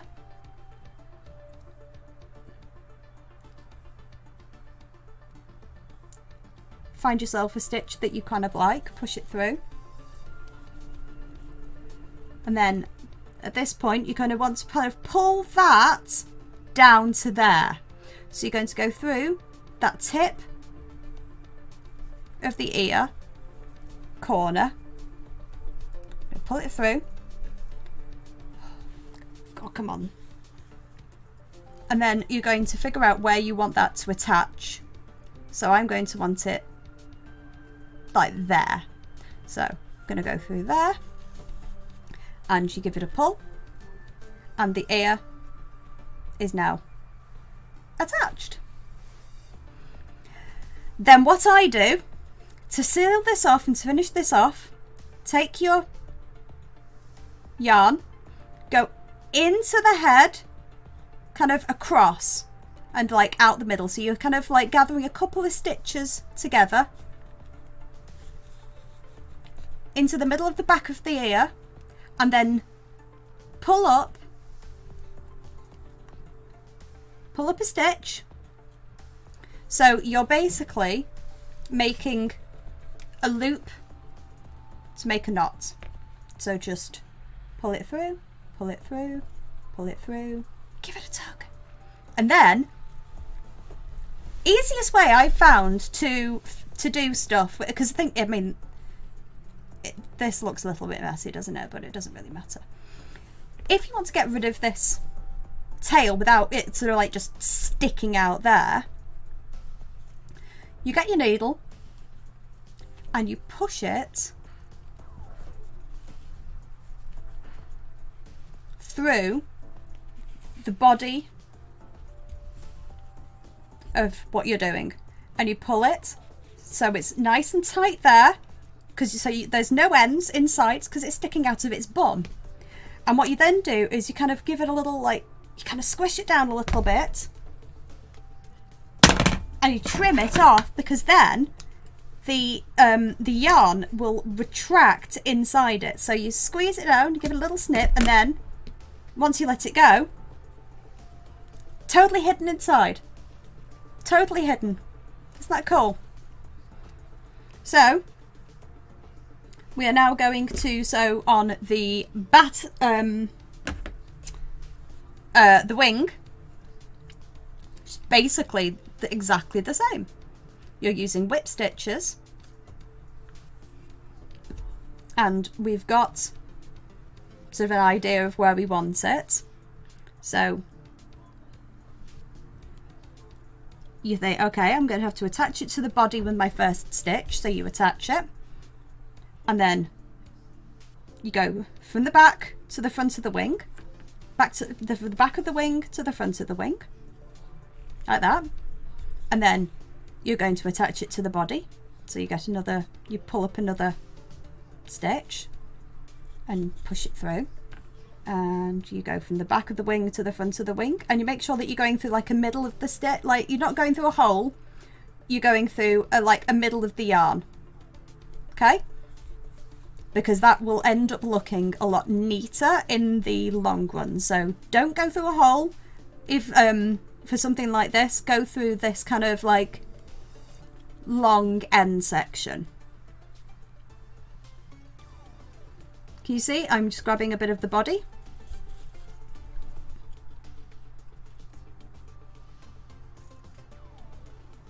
And then just taking my time, pushing it through. And again, you can sort of take the pins out if you're using them at this point, because everything's mostly attached. you can back through the wing.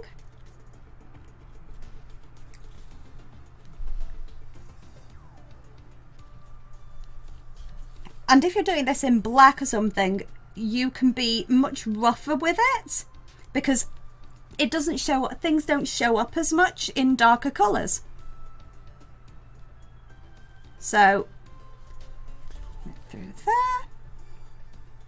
Now I will tie those, just tie them there like that, and then we do exactly the same as we did with the ear. We kind of weave that into there slightly so it's in the back and it's coming out through the middle. We do a little, we sort of hook some hook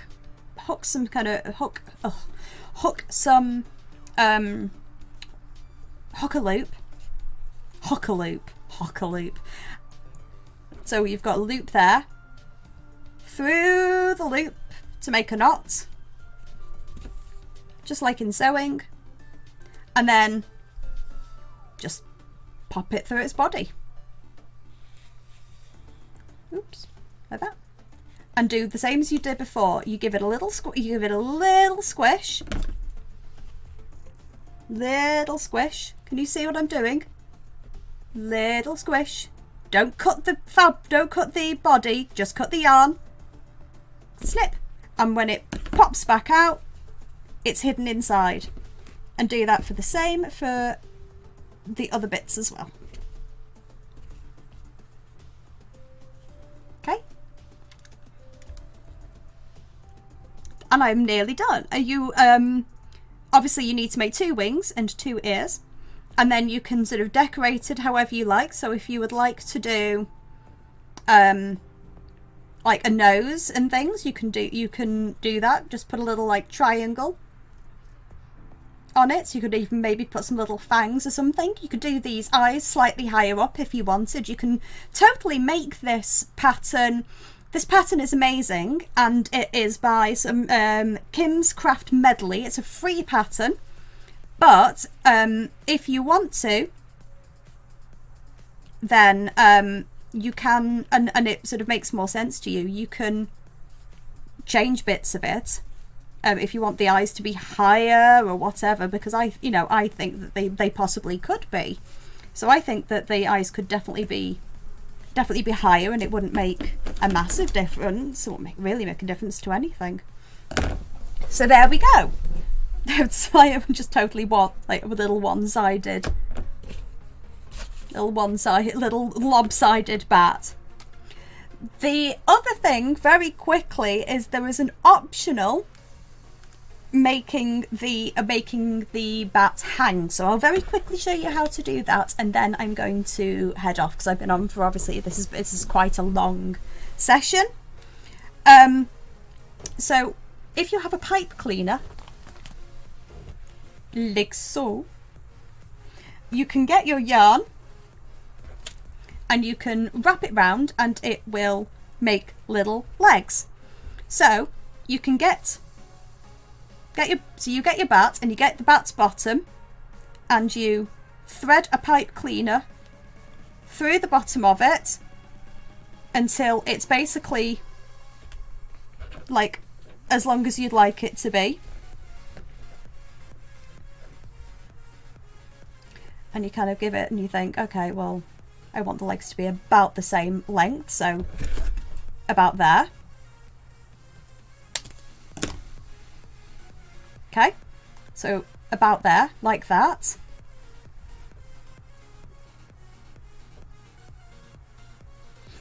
You see little bendy legs, and you can what you can do is you wrap yarn around those legs